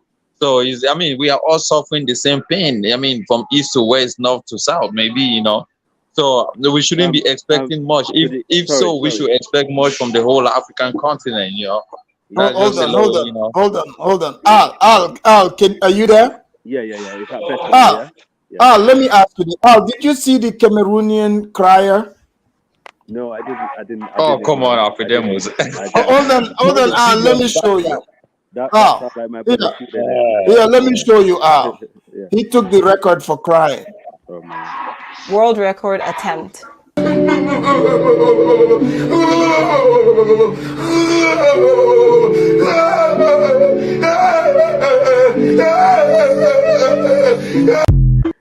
All right. You see that they came. So he took the crime record from the Nigerians. Jude, what happened? What happened there? Was it a Fulani? Was that the Fulani gang coming for him? Was it? Well, we're on top of them black horses, isn't it? Riding at night. You're thinking, oh shit, they're coming to my village again. So Al, you were saying before you you ran out of the house. Yeah, basically, to my brother that was speaking earlier, just to let you know, I don't know if you know this, but Nigeria is the only country in Africa that actually manufacture their own weapons. Yeah. Do you know that? You said Nigeria, they are the only country that manufacture their own weapon? In that part of South Africa, they're the only country that manufacture, in Black Africa, they're the only country that manufacture its own weapon. They build their own tanks, they build helicopters at the moment, and also, you can actually go online right now and actually take it up after them. They actually launch 3 warships built by Nigerians, by the Nigerian Navy, right? And the last one that was launched was called the Sokoto Caliphate. Right, it's the Sokoto one. I'll speak louder. Speak a little bit. Yeah, the Sokoto was the last one that was launched. That will be patrolling the Guinea coast. Oh. Right. So Nigeria is actually way advanced compared to any Black African country. So we got to bear that in mind. So Nigeria. You said Nigeria is way more advanced than any Black African country. Cameroon, Ghana, all of them put together. Guaranteed. Really? Of course, Nigeria. I guarantee that foreign contract. Nigeria. Hold on now, Turner. Hold on. Is the 4th biggest army in Africa, and also if you look at the kind of, I know they got Boko Haram that they're getting rid of and stuff like that, and also they got banditry. You get that anyway. Even in America, they cannot eradicate fucking killing because there's more killing, in fact, in America by guns than Nigeria that is actually struggling with banditry. When you look at the stats, however, all right, hold on. Let me ask the question because you've made the statement. I'm gonna ask, Premium Black Kuntumizi. Kuntumizi, Al said, Nigeria is more advanced than any Black African country. So that would mean Cote d'Ivoire, Gabon, all these places. Kuntumizi, what do you say to that? I say that's cap. I was actually researching the Nigerian Navy, and I do believe that they may have or retrofitted some Navy boats, but I know for a fact their Air Force utilizes Brazilian. Hold on, brother. God damn, Al, let him finish. Bro, Al, let me finish, man. Is Al even Nigerian? Where's Al from? I'm from Sierra Leone. I'm just speaking, but okay, brother, come on, chill out there, man. Stop booty clapping for the Nigerians. Yeah, because because that would mean South Africa, Botswana, Namibia.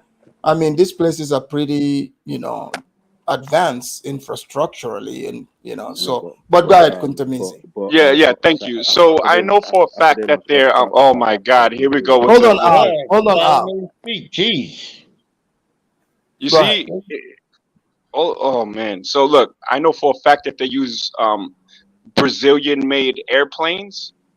So I'm not sure about them being the strongest military in Africa, but because I believe that's Egypt, Morocco. Morocco, Egypt have stronger military. No, not Morocco. Algeria. All those North African countries have a stronger military. Why is he still talking? Let him talk. You see that, and this is the problem. Anytime you want to tell an African the truth, they want to talk over you. What they gotta do is listen more.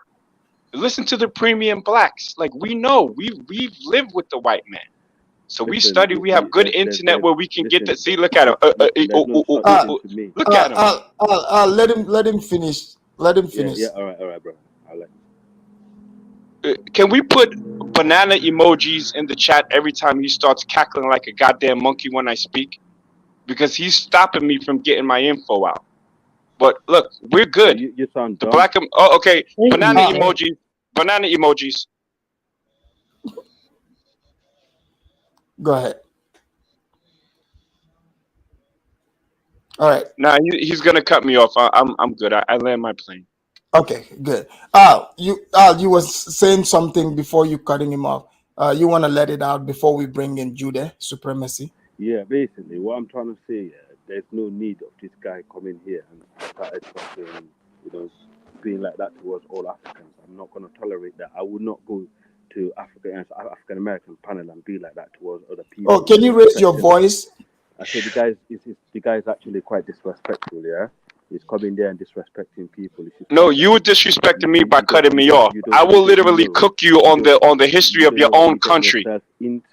I'll cook you on the history of your own country. I come here and I educate you Africans. You're a cheap talker, bro. I educate you Africans on the realities of the continent, and it's tough love, brother. I want you guys to succeed. I want you guys to win. Listen. Remember, I have European ancestry. So you better respect my admixture. That's all you respect, because you don't respect black people. So respect my 19% European admixture. That means nothing to me. That means shit. It's not even the bottom of my shoes, bro. Listen to me. Where are you located, sir? Where are you located? Are you in Sierra Leone right now? Listen, don't or did you flee to America and you're still using the Obama phones? Don't let that bother you. It should bother you. My internet is very good. No, but listen to me. You got to try and be civilized. If you're gonna be coming here claiming to be one of those civilized ones, yeah, act like it. Yeah? Oh, you're in the UK. You're in the UK. You went right. You crawled right under the Queen's tits. Yes, it's very warm under the tits. Let me just say one thing. Yeah, we are not dumb. We're not backward. Yeah. And I think you actually are actually speaking out of your ass. Yeah. And don't come here and start insulting. Guys, let's stick with the topic. Let's not, personal attack, please. All right, okay. All I'm trying to say to my man is, in Nigerians are smart. Of course they are smart. They are smart people all over the world. Yeah, you can't just generalize it like that. But if you look at the amount of money that they make, they actually are very successful when it comes to money. But if you look at IQ, yeah, I don't think they probably have the highest IQ, because Sierra Leone and Eritrea are obviously the standard been set. They have the highest IQ, but that doesn't translate to money. So people have to be intellectual, and when they come in here and talking crap and claiming to be the civilized supremacist, there's no one actually supreme towards me or another person. We're all humans. Yeah, don't come here and start being better than the other people. Don't come here, Taba. Yeah? I want to tell you everything I can about Africa. My country's good. Why is this man whispering? Speak up like a strong African, you docile Negro. Let's bring in Judah. Judah, hold on. Hold on. Let's bring in Judah. Judah, can you hear me? Judah. Unmute yourself, Judah. Oh, yes. Can you hear me? Hey, Judah, did you hear what Al said? He said Nigeria is more advanced than, like all the black African countries in Africa.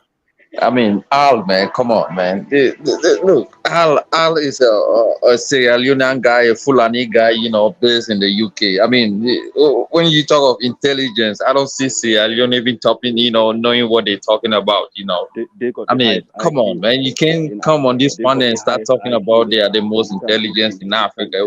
Like I keep saying, in terms of what?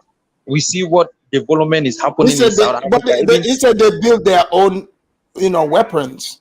In Nigeria, every country has their own way. What have their weapon done to Africa? Well, maybe they went and helped Sierra Leone. It has not helped Cameroon. They have not been able to defeat Boko Haram. They have not been able. It's a whole lot of things that are happening. Wars here and there. People are. I mean, come on, man. If you go to Nigeria, you wouldn't probably. Let him talk. I mean, I'll stay quiet when I'm talking. Stay quiet when I'm talking. You should respect Judy. I'm telling you for a fact. This is the thing. We shouldn't be making big statement on this panel. We shouldn't. Titi, please.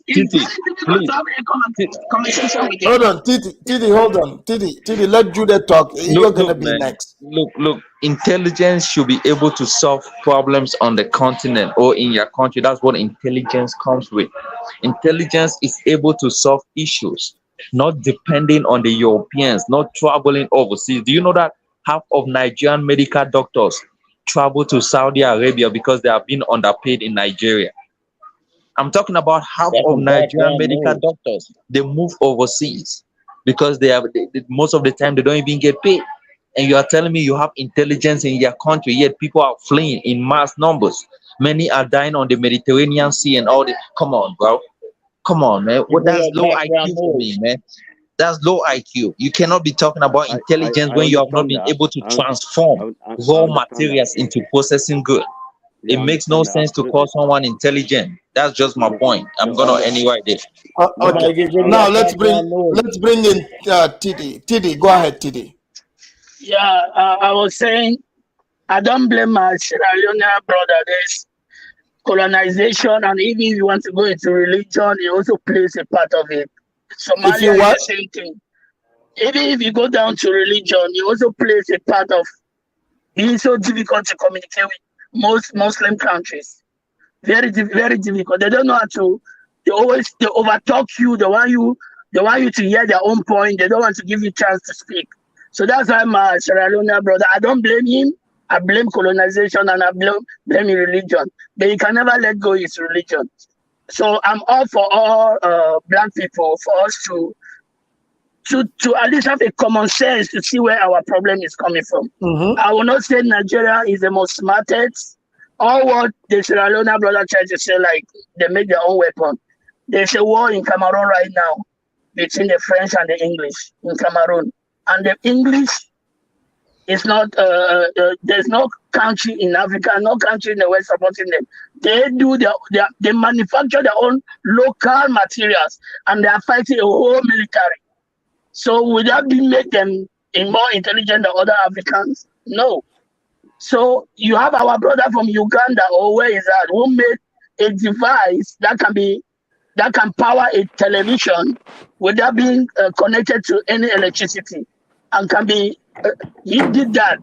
So many Africans doing inventions left, right, center, just because they don't have sponsorship. It dies down. Does that make them? Does that make Nigeria more intelligent than them? No. What?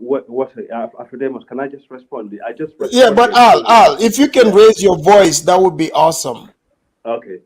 Basically, I was just responding to what the other guy was saying, that Nigeria made nothing. I was just responding to that they actually manufacture their own weapons, right? So you can't take that from them, like it or not.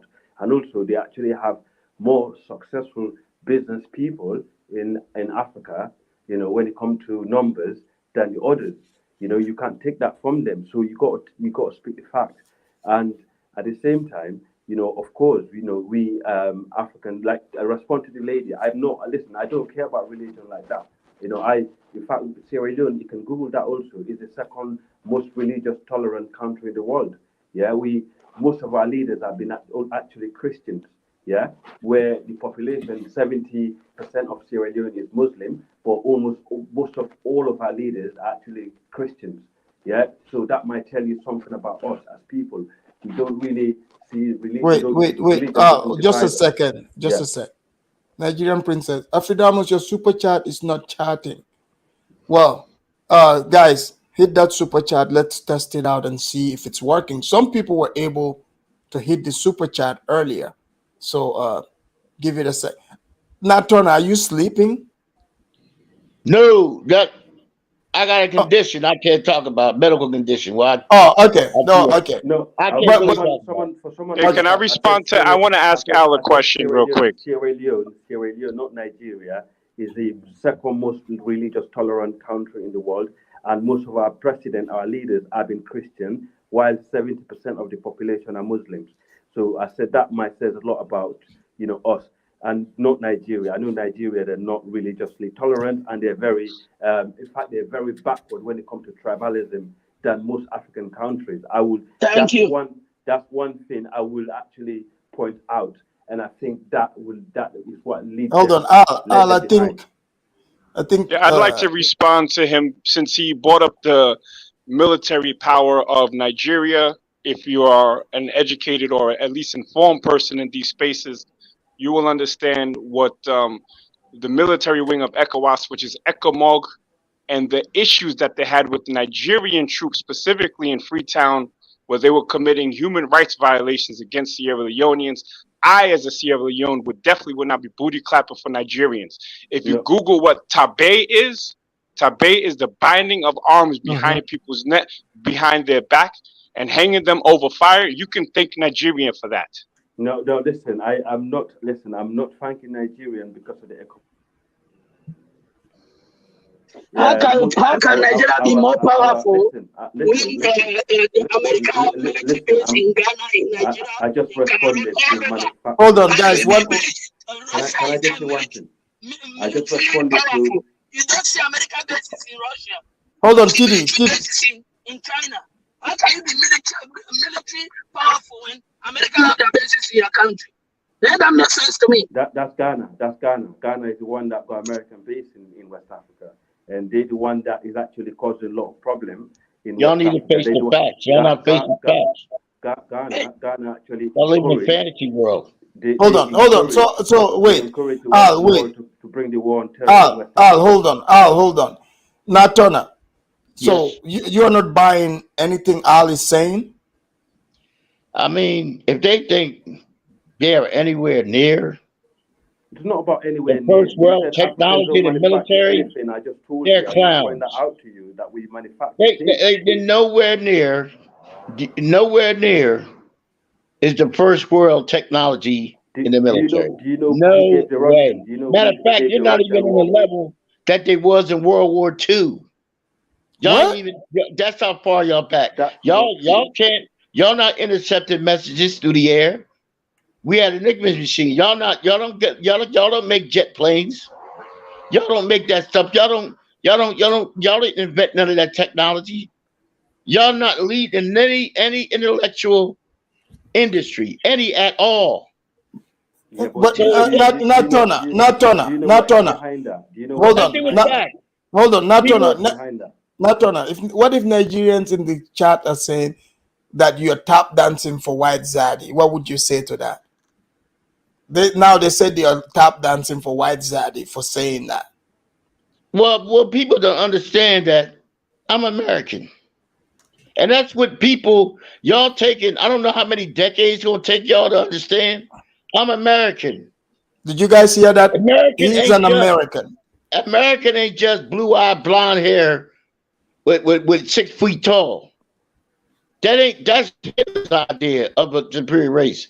America is whoever got it. Whoever got it. Now they use black. Anyway, to respond to the war in. And anyway, when are y'all gonna launch? Hold on. Let not turn out land the plane. India, I believe last week launched a satellite. That's called talking. What y'all doing on this internet is nothing. That's talking. They launched a successful satellite. See, that's technology communication. Well, when y'all gonna do that? Never. Hold on, guys. Hold on. Natona, unfortunately, enough Nigerians have voted in the chat for me to, queue up the tap dancing for you. And, when they request it, I gotta give it to you. I gotta give you the smart leg. So here we go. They can't handle it. I can do some shuffling too. Look out, man, what you gonna do? Look out, boys, it's coming through. Yeah, man.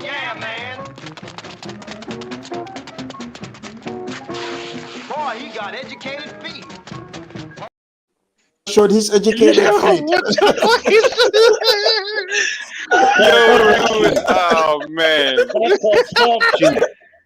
That's the calculated technique. We can say guys called soft shoe. Africanos. Yes. That's soft shoe. Do you know there's a Nigerian guy? I believe he's here in America. His body is very huge. Talking technology is doing it. Not using words. Oh, you're talking about. You're talking about. There's a Nigerian guy not talking about it. Guys, one at a time. His body like a bodybuilder. and he's going around eating chicken with his big mouth. Same thing, same old, same Running old. your mouth Same on the old, same internet old. is Same not people, equal to launching Black a satellite. Americans and Nigerians. It's not equal to launching a satellite. Hold on, now, Turner, hold on. So, Titi, you're saying that Nigerians and Black Americans is the same people? Same old, same old, same old, same old, same old, same old. Kuntomizi, what do you say to that? Well, since Nigerians love selling themselves, a lot of us do have the majority of Nigerian ancestry, and we do have some from Sierra Leone as well. But yeah, that's why I said before on this thing is that there are similarities. The arrogance or overconfidence, the achievement or underachievement, it's all there. But we are the remix Nigerians, and therefore better than the original, which is why they're trying to escape. So we are the premium blacks, and the Nigerians of today are actually the clearance rack blacks. All right, guys, don't forget to hit the like if you are enjoying the show. Thumbs up or thumbs down, either work. I mean, we have 113 people watching and only 29 likes. I mean, come on, guys. I'm sure For the Nigerians in the comment section, texting my name in the comment section, you have to ask yourself, why are Black Americans not coming to Nigeria as the way they are going to Ghana and Kenya and South Africa? Why are they not coming to Nigeria?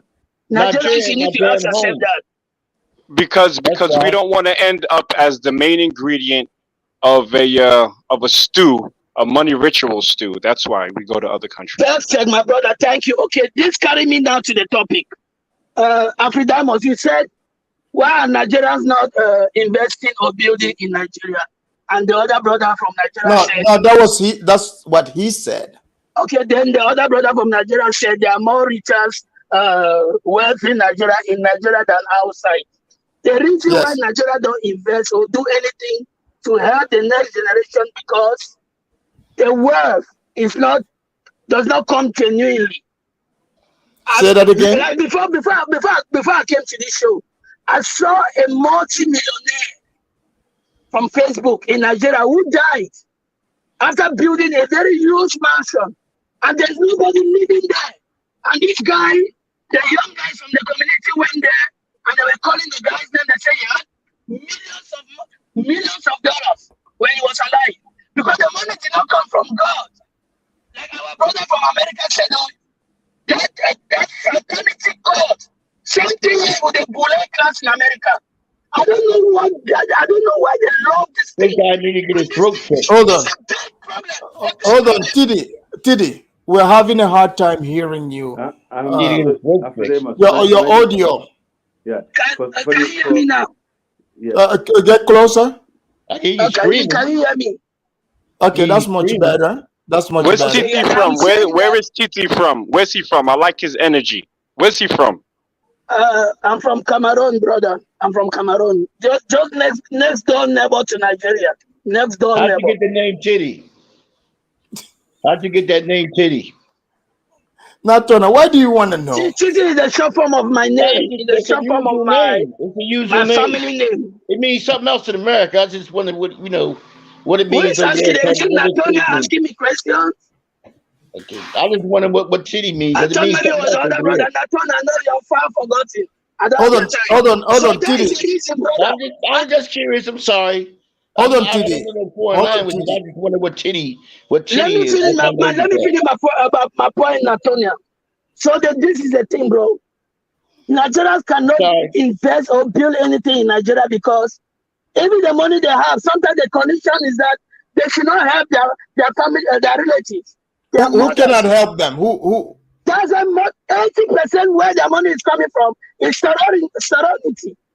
Oh, so are you saying wait, are you saying it's dark money, that's why they cannot use it to develop anything? Yes, it's dark money. 80% of the money is dark money. I'm telling you, bro. And sometimes you see them even on Facebook, like this voodoo doctor. A voodoo doctor on Facebook, all of us see you must see that profile. Most African money is from Nigeria. What's in English? Nigeria. Hold on, hold on, guys. Hold on. Let me read this. Chukwu Igwe said, Afridamus, Great Britain tried to bury Nigerians. They didn't realize that we are seeds When they enslaved us and put us on ships, they just spread our seeds across the globe. Looks like it. Thank you very much, Titi, for that comment. Okay. We have a UFC superfan. I hope your audio is much better now. He's trying to double talk. That comment is a double talk. He's trying to double talk. All your money is in Swiss and English. Are you saying the Nigerians are double talking? Yeah, the guy who made that comment is trying to double talk. You think he's smart? Okay. Let's bring UFC. Guys, allow UFC to speak. UFC, are you there? UFC superfan, unmute yourself. Can you hear me? Yeah, can you hear me? Okay, yes, I can hear you now. Go right ahead. Yeah, what Akon did is like setting Nigeria up for abuse, because that's what I'm seeing here. No. Do you think Akon set Nigeria up? We didn't send him to big us up because we don't care. We didn't send him at all.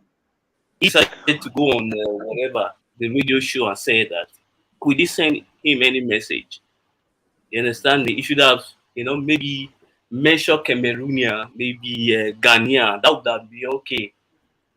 Wait, you think if he had said it's Cameroon, do you think Jude and Titi would have said the same thing?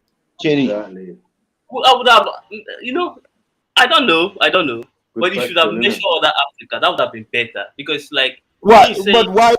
But okay, UFC. Don't you think, like, for example, even though we're debating it and people are saying their points, right? This is how Akon sees it, right? So you cannot discount Akon's point. Akon, this is how he sees it, and everybody here, everybody here, they are giving their opinion of how they see it as well. So I don't think it's Nigeria being set up for abuse. Nigerians are big boys; they can take it. Okay, let me say this. I mean, look at it. UFC, think about it. If the blacks can take it, Nigerians can take it. Don't forget, we can take it. Yeah, we can take it. Yeah, because don't forget it's Negrology class, and usually Nigerians, it's like the children of the Nigerians we talk about, not the original ones. But Akon brought the original ones on the platform, so let's just talk about it. See, brother Afidamos. Yeah, the result is to develop our nation. Right. We should do that. Waiting for Afidamos to do it. No, I don't think we should do that. Afidamos. And hold on. Any other race to build our country if we have the finance. So what we are saying here is not up to what the Nigerians are saying on social media about their behavior. It's not up to. We are not saying anything as compared to what even Nigeria themselves says on social media, and they have no. Hold on, your audio. Hold on. People watching us. Your audio is bad. Your audio is bad again. Do you know what the problem is? His audio is you got shit. Can you hear me? We can hear you, but the issue is we cannot make out what you're trying to say. I'm saying that he's trying to say. Hold on. Are you like on a? Do you have a headpiece on? No, I don't have a headpiece. Okay, that sounds much better. Go ahead. Yes, I'm saying that he's trying to say we are trying to put Nigeria in a negative pedestal. That I'm saying that what Nigerians are even saying about Nigeria on social media, Facebook, YouTube, Instagram. Yeah, you're right. This thing we are doing here it cannot compare with that. So for him to come here and you don't see him going to those platforms and talking down on the Nigerians. Okay, so it's okay for other Nigerians to call their fools that are buffoonery out. The other Africans should stay away from it. Is that what he's saying? Is that what you call Nigerian high quality internet? You actually are speaking some I'm truth just there. curious. The woman that just spoke is You is are right. you The lack of Hold on, guys. let me just say one thing there. Let me just say one thing. I'll pass it on. The problem. Excuse me. Guys, please, one at a time. Don't interrupt. Because when you talk at the same time, people are having a hard time trying to make out what you guys are saying. Please allow people to finish their sentences before you guys jump in. Go ahead. It's only because some people don't know how to obviously to stop when someone's trying to interject. But the problem with Nigeria is they're not patriotic at all, and that's one. But the biggest problem is tribalism.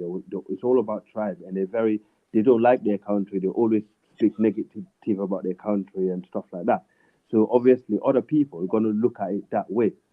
So when the other guy just came in, and saying what he was saying, and the response to the lady that just spoke is actually the lady spot on, because they always like their own country. And me looking at it from the outside, is actually really, really bad for a nation. You can't build a nation in division, because you always talk about this tribe, that tribe, and they always insult their own country and stuff like that. And no matter how bad Gambia is, Afro-Demos, you're always proud to be a Gambian, right? Gambia is not bad. What is bad over there? No, I'm just saying, no matter how bad Gambia is, you'll be proud to be a Gambian. Oh no, it's beautiful out there. It's a beautiful place, man. I'm not doubting that. I've been. No, nothing bad over there. We're accommodating all the Sierra Leoneans and Nigerians. They are all fleeing their countries, coming over. So it's beautiful. You did, and also that left, because of the Sierra Leoneans coming to the Gambia, that left the tourism industry in Gambia, continue, because we actually add value to the country also. But No. It's the white people. When you say tourism, that's the white people and now the blacks. No, but now the blacks, but the white tourists I'm talking about, because Sierra Leone, Freetown was the tourist place before Banjul. That's why I only 100%. Yeah, I know. You're not Kono man. You don't sabi Freetown. Yeah, but I'm just saying Freetown was. Don't make Jude roast you. Well, yeah. What I was gonna say, the reality is, West Africa in general, there's no country that's more powerful than Nigeria. In fact, Nigeria and Ivory Coast actually come to the top. Then now Ghana is trying, but the reality is, we African, we're still behind. We still lack a lot of things. But for my man that was saying India just launched a rocket up there. Remember, these rockets were not built just by Indians. These Indians been in the diaspora. They learn a lot of stuff from them, and also the patterns are given. You cannot just build something on this planet without patterns. And for example, the space like NASA being privatized in America, so that enable other countries to join in. So you can't just say Africa is behind. Well, no one. They didn't say Africa. What the hell are you talking about? No, I'm responding to Nat Turner. Oh, okay. Yeah. So, they are behind. Kid me. You can't. But you can't just say that without actually understanding the reason why. Yeah, actually, you are behind. No one cares about reasons. People only care about. People care about results. Yeah. Results. There you go, Jeff. Exactly. But Al, if you must know, like most Sierra Leoneans that come around Gambia in the tourism industry, they generally come there as they join the Bumster community. So you know, they come there for Bumsting. They join the Bumster community. My whole life. Yo, Afrodamas, the FBA, Freetown Bumster Association. So they generally join the Bumster community, and they compete with the other Bumsters with the white for the old white women. Just FYI. Yeah, you guys too much. Sierra Leone is not a country, man. Stop. Nobody know you guys, man. Afrodemos, you took some of our diamonds to Gambia. Now you're laughing at us, yeah? Well, someone has to take it. They also in case. That's what we're not fighting. We're doing what we do and disappear. All right. Okay. No problem. No problem. But yeah, We gotta disappear when the job is done.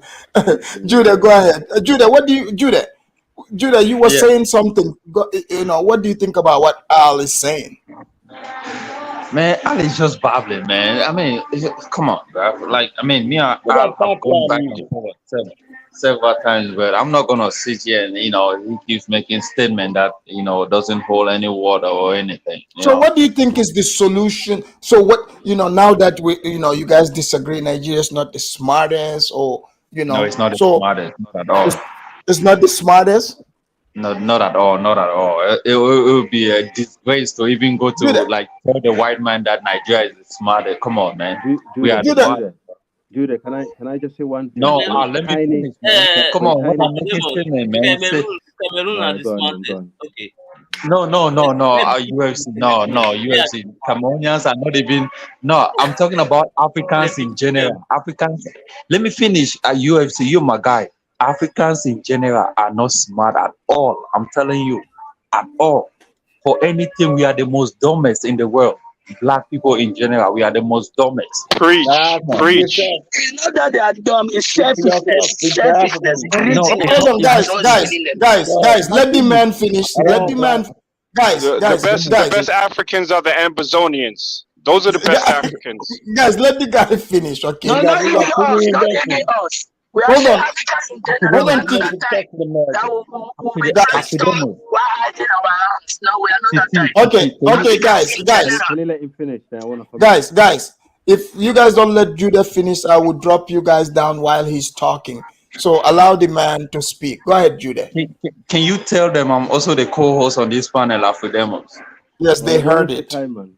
Oh, okay. At least they should, put down some little bit of respect when I'm talking. But this is the thing. For any reason, Africa are the most dumbest in the world, man. Come on. When we talk of intelligence, we have not been able to move from the level where we are today since independence. 60 years ago, Africans are still underdeveloped, poor everywhere from east to west, north to south. They only show you small cities. Oh, this city is developed. Out of those cities, it's all crazy. You cannot even live in those places. And you want to come and say intelligent. Oh, I'm this. Come on, man. It's a disgrace. Even standing in front of the white man and telling him you're intelligent. Intelligent in terms of what? We are all on the same boat. So when they say Nigerians this and come on, bro. Even Cameroonian everybody is suffering across Africa as we speak. We are depending on Ukraine grains. How can African continent with the most fertile soil in the world depending on Ukraine grains? The war in Ukraine is affecting Africans from food production. But Judah, what do you think that is? Do you think that's lack of intelligence, smarts? It's lack of intelligence, bro. We are. Hold on, UFC. Let him finish. UFC. Let him finish. It's lack of intelligence. We have not been able to transform anything into processing good. Let me finish, man. Come on, bro. Guys. You would have your turn. Allow Judah to speak. He did not interrupt. Let the man land his plane. And Jama, thank you for the super chat. Jama said Judah is 100% correct. Africans are emotional. Guys, don't prove Jama correct, because you see, he's saying Africans are emotional. So if you guys cutting Judah off, you're proving that point. Let the man speak. Go ahead, Judah. We have not been able to transform anything, Afridemos. Yes. So, I mean, picking on Nigeria is a disgrace because the whole Africa is facing the same issue. The same issue. So why is Akon ignoring that and then saying something like Nigerians are the smartest in the world, when everything you're saying, it's right in front of us. I'm telling you, when Namizi said Akon is pandering, that's true. I remember a few days ago, or maybe last year, Akon said Nigerian jollof rice was the best on the continent. Despite but Judah, everything you've said, what is the solution? Bro, let me tell you, there is no solution. Africa do not take solutions. Africans do not know how to put solutions in place. So solutions will not help the continent. We have been talking about it's a lost cause. It's a lost cause. Let me tell you something. UFC. UFC, you come after him. Hold on. UFC, please let him finish. Yeah. Affidemos, how long are we gonna talk of solutions since 60? Somebody was on this panel, I think yesterday was talking about how Africa is still a baby continent. I'm talking a baby at the age of 60, and you still call yourself a baby. In my country, they say a fool at 40 is a fool forever. You are past 40 years You of know what, independence, and you still Jude, call yourself hold on, a baby.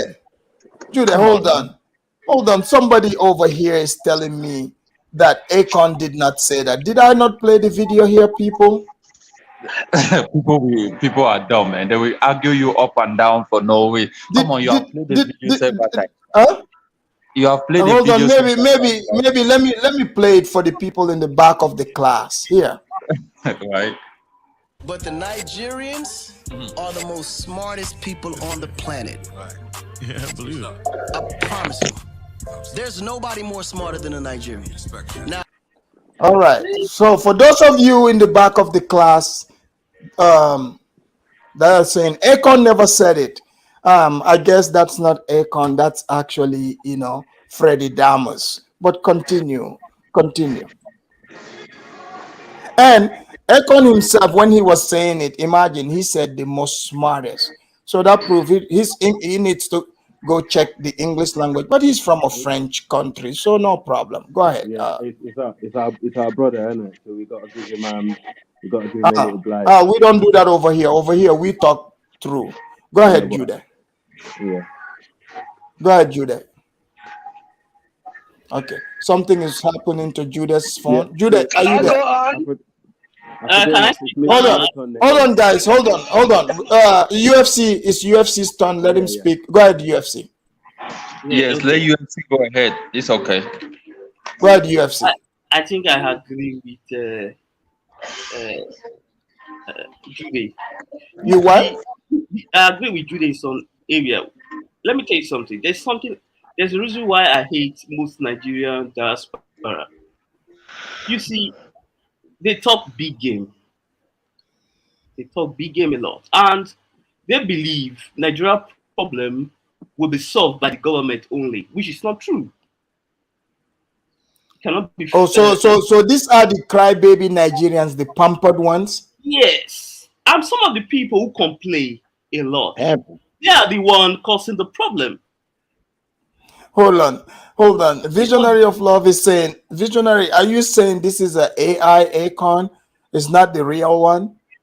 But either way, Akon have said things like that, and the Nigerians are on TikTok celebrating it. So that would mean there's a lot of Nigerians that believe in it. So we would still go with it. But continue. I know why he said it. Go ahead. So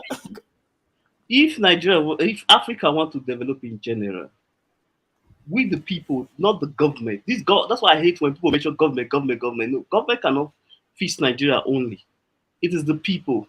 Because if you look, most of the heavy business in the United States, they are owned by the private sector, the people, not the government. There is too much dependency on government in Africa. Everyone just sit behind, waiting for handout. Except the ones that say, okay, let's do business. Okay, for instance, like in Nigeria, we currently right now we have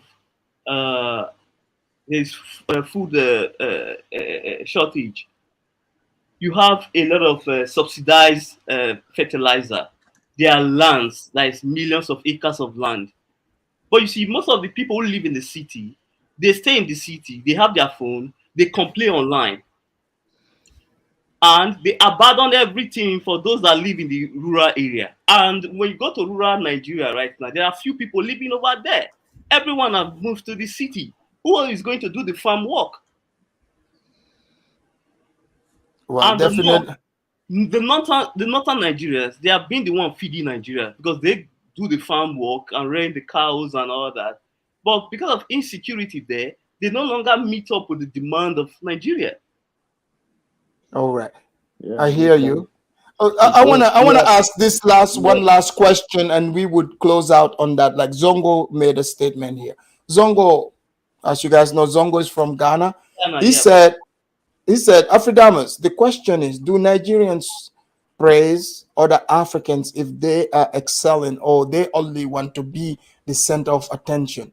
if anything we've learned from the blacks, if the blacks majority came from Nigeria, you know Come on. the blacks love attention. So it's so yes, that's a good question. Panelists that are here, Tidi, this is for you. Tidi, do Nigerians praise other Africans for when they're excelling, or they just want to be the center of attention? Tidi, are you there? I can go ahead and rule on answer that question. Hold Like on. I said, hello, can you hear me? Yes. Yeah, the center of attention is plays almost 70% of that. Then they have a colonizer mindset. That is the thing. It does not mean they are smarter than other Africa when they go to these African countries. They tend to suppress the locals. Then our brother there was saying something about they should not blame the government. The government of America plays a huge role. Can you hear me? Yes. The government of America plays a huge role in giving a safety environment for businesses to thrive. Most African leaders did not do this. Kwame Nkrumah, before dying, stood for Africa unity, stood for everything to become one, because he believed together we can be stronger and we can do great things. Another thing before you go, is South Africa becoming a failed state? Because South Africa, when you look at their electricity is not even stable. Is South Africa becoming Nigeria?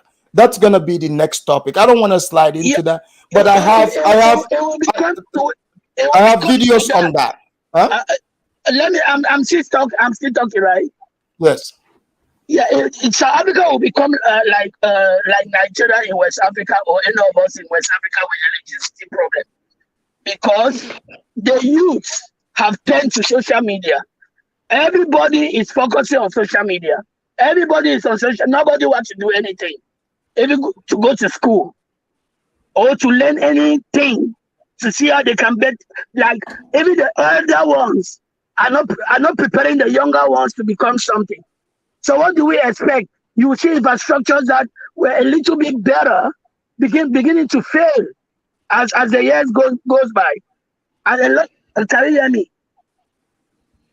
Yes, I can hear you. Yes, as the years go by, you see most of the infrastructures or institutions begin to fail, because even the youth, I'm part of the youth.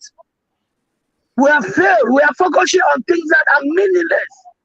When I see the way our people focus and even on social media, I tell you, my brother, when I'm on social media, especially on real short videos, right, when I come across African dancing, I screw and pass very fast.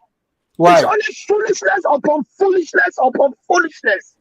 Mm-hmm. I screw up. When I see anything Africa or Black America, I just screw very fast and pass.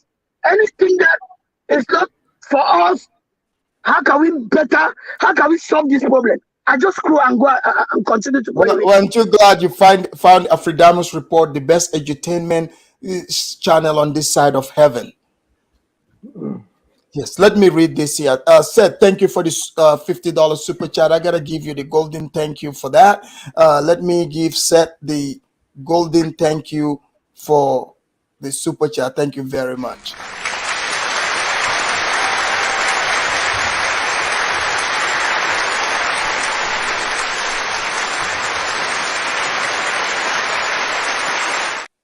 All right, Seth, thank you for the super chat. Seth said, I think Africans need to know they are all on the same level. Africans need to unite and work together instead of trying to be better than the other. Religion is killing Africans.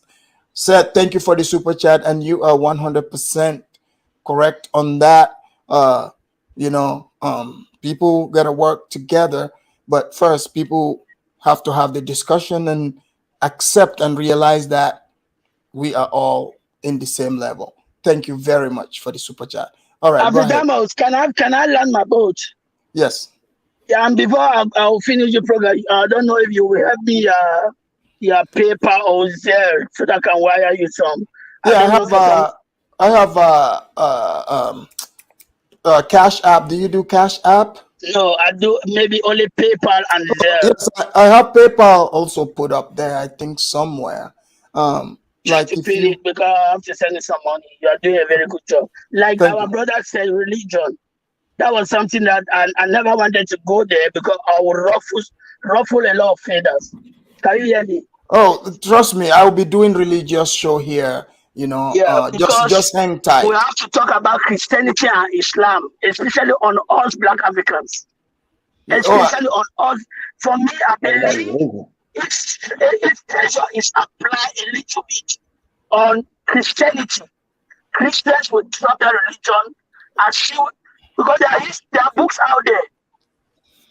I'll ask most of our brothers in this planet to watch IUIC, Israel Unite in Christ by Bishop Nathaniel. And you see the history where Christianity came and how Black people were forced into Christianity. And also with Islam, our people need to start thinking of this thing. When you see that, you see Saudi Arabia, Dubai, all those areas were developed, and you are not, you need, and in that state of poverty, especially to some of our Muslim brothers, it's time for the leaders in those regions in our Black Africa to begin to think twice. If well, people who brought us in religion, look at them, they're living lavishly. we will come to that. And Titi, if you're looking for the PayPal is in the bottom scrolling, and Supergirl, if you can drop that in the chat section, that would appreciate that. Thank you very much. Okay, then send me my. Can I close This that? right there Send me scrolling. my celebration this evening because I'm sending you $200. Thank you. Okay. Thank you. Enjoy. You too. All right. That was Titi. Thank you very much, Titi. Okay. Judah, go ahead. Judah, you was gonna say something, or was that UFC? Yeah, I was gonna. That person made a question that do Nigerians also celebrate Other yes, when they are excelling. That's a big question.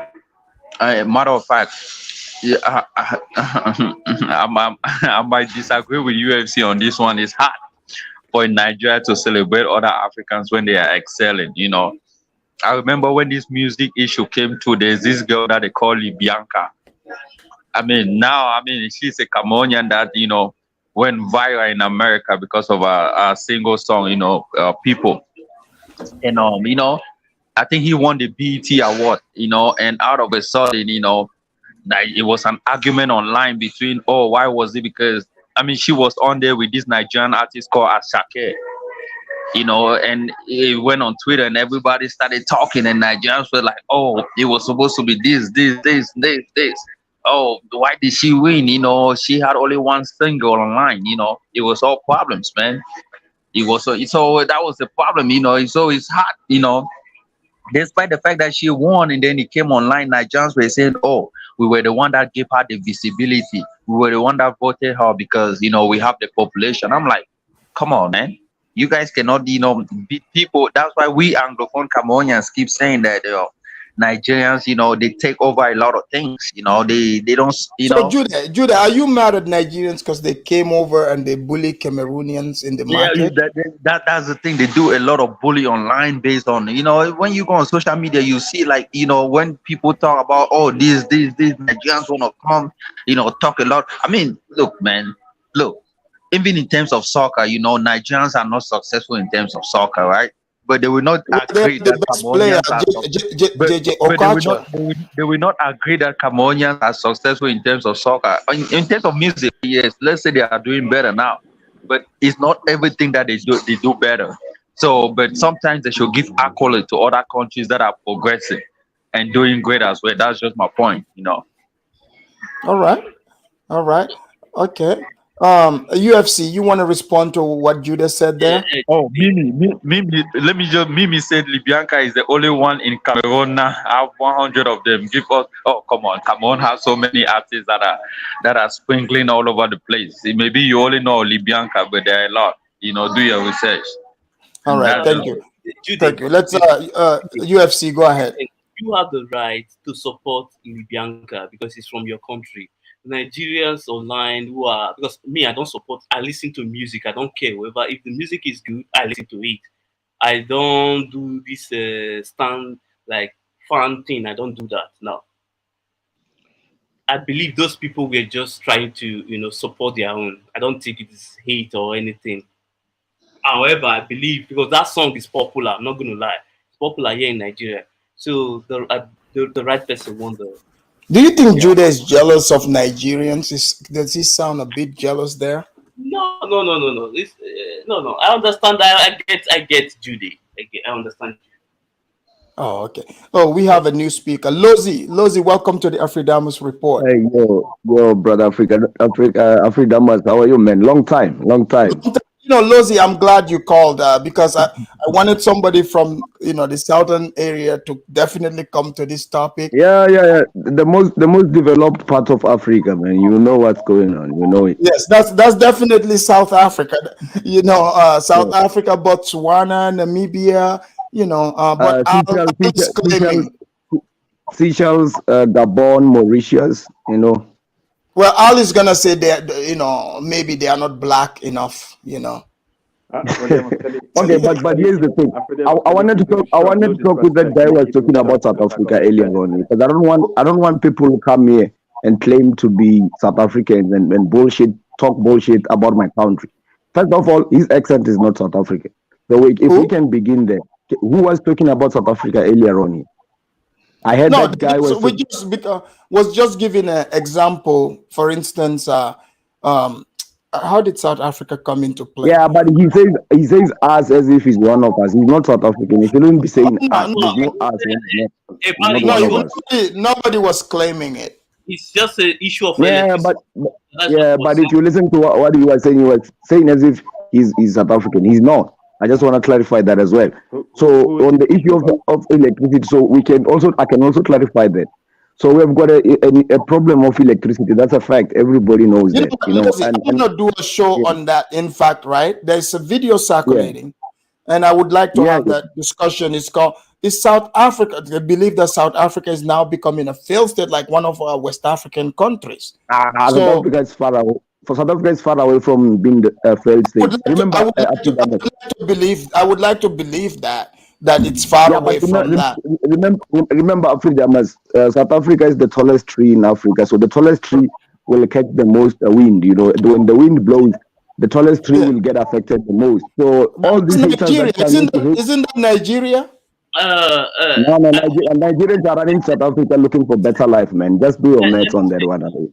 Okay. So here's the thing. Haters are gonna hate Afridamas. They're gonna come in and talk about us. But one thing you're gonna realize, Afridamas, is a South African will never call your channel and discuss another African country and talk negative about it. That's when you realize who envies who, right? I'm happy to have that discussion with you, brother, and we can inform each other. But we're not gonna call in and discuss the matters of other countries in a very negative way. We focused on our country. And I can inform you on the issue of electricity and other issues you like to engage on my country. But I want people to not claim to be South Africans when they're not, Yeah, I have this video. In fact, I will do it. I would definitely love for you to be here on that day when you get a chance, and counter whatever points they are trying to make in that video. Okay, so let me just say one more point before I leave. That is the biggest issue with our electricity. South Africa is still the leading producer of electricity in Africa by a large quantity. The problem is that we are an industrialized nation, so we're not producing enough electricity to feed our industry. Sorry, your audio is low. Can you raise your voice? Yeah. Okay. Can you hear me now? Say something. Okay, I was saying South Africa is still the leading producer of energy in Africa, of electricity to be specific. The problem is not that we don't produce. Lozi, can you come close to your mic? I am. Can you hear me now? All right. Yeah, that's much better. We can hear you loud and clear. Better. Yeah. So I'm saying this. The issue of South Africa in electricity is not that we don't produce enough electricity for our people. The biggest problem is that South Africa, it's the only country in Africa that stands to be industrialized, fully newly industrial. So our, allow me to finish. Jude, you from Cameroon. I'm not speaking about Cameroon. I'm speaking about my country. You from Cameroon. Allow me to speak about my country. So the biggest problem we have is that we are failing to produce the capacity of energy that our industries require. So we have got so much industries that the energy we produce, it's not up to the standards of the industrialization that we have. But that we're still the leading producers of energy in Africa. We are just not meeting the requirements for our industries. That's not a good excuse. Yeah, well, what's the excuse of your country? Because we are producing more energy than you in any way. If a country is industrialized, What's the excuse of your country? Why are you not producing more energy than us? If you want to industrialize a country, why is your country not producing more energy than us then? If you say we are having an excuse, what is your excuse for not beating us in energy? Why are you not producing more energy than us? No, but you no, listen, no one is saying. Okay. Which one is your country? State your country first. Where are you from? I'm a proud Sierra Leonean. Where are you from? Where? I'll speak up. Sierra Leone. Sierra Leone. Man, come on. Okay, anyway, I don't think you should be commenting on such.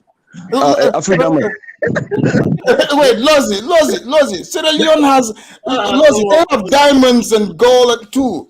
Oh yes, Africa, the rich Sierra Leone. You know that one province in South Africa produces more energy than the entire country of Sierra Leone. One province in South Africa. So he must just keep quiet. He must keep his opinion to himself, man. I don't want to hear it.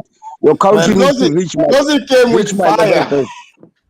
If you want to talk about energy, produce more energy more than one province in South Africa, then you can talk. For now, shut the fuck up, man. You're not making it. Keep quiet, man. Keep it yourself. Let's collaborate and create our energy, okay? I'll be quiet. I'll come after. Yes, leave this one alone. Say less. Yeah. Because the South Africans have the white people there, so it will be hard to compete against them. Watch out for that. Of course, Africa, we are blessed. We are blessed with white people. We are the chosen ones. That's right. And the niggas are hating. Niggas are hating because of that. Niggas are angry because the white man chose to live in South Africa and work with us and build with us. Niggas are hating, but they run into the white man's country. Shut the fuck up, man. They're still living bad in South Africa. Well, this is crazy. Hold on. Judah, you were gonna say something to Lozi? I mean, Lozi gave it to Al, man. That one province in South Africa can power the whole. Hold on, Judah, are you trying to say Cameroon has better lighting than Sierra Leone?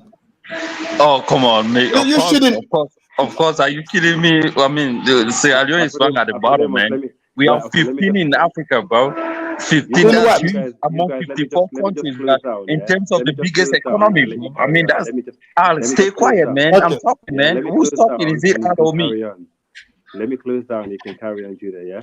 Okay, number one, let me just respond to Sierra Leone bit. Sierra Leone is the first country in sub-Saharan Africa to have a university. You know that? Can you say it louder so we can hear you? Sierra Leone is the first country in sub-Saharan Africa to have a university. Man, they still eating people's hearts in on it. Get the hell out of here. You understand that? Number one. Number two.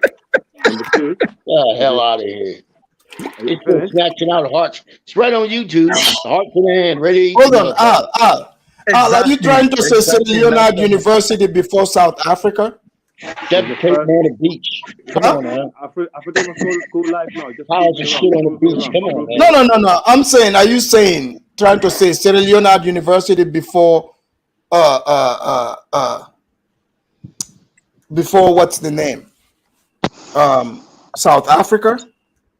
Prove me wrong. No, I'm just asking. In sub-Saharan Africa. Blood dining? Africa. Sub-Saharan Africa is the first country in sub-Saharan Africa to have a university and a high school, right? So most Ghanaians and Nigerians came to Sierra Leone to study and graduate to travel to Europe, America, Al, whatsoever. Yes. Al, I have to push back on that. Do you know, like, actually, like Ghanaians, right? Ghanaians have actually been traveling, having, like, I'm talking university education.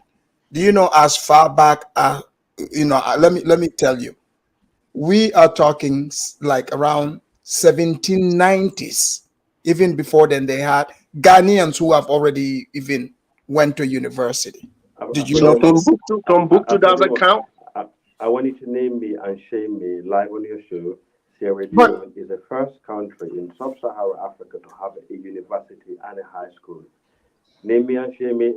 Okay, hold on. Give me a moment. Titi, let me thank Titi. Thank you very much for the for the PayPal. I receive it for. Thank you for the $200, super chat. This is from Titi, guys. Titi sent me the PayPal for $200. Thank you very much. I received it. Let's give Titi a golden. Thank you for the super chat. Give me a moment here, okay? Al, don't get us off topic. You're trying to take us back to slavery time. No. Look. Hold on. When you say this, you're making us look bad. Hold on, let me thank Titi. Then I'll tell you how you're making us look bad.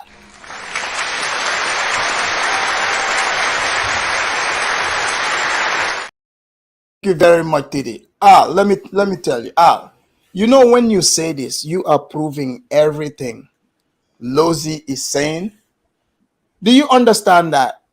You and I both, we were alive, we watched it on TV as kids when South Africans were marching on the street to be free from apartheid. We were kids.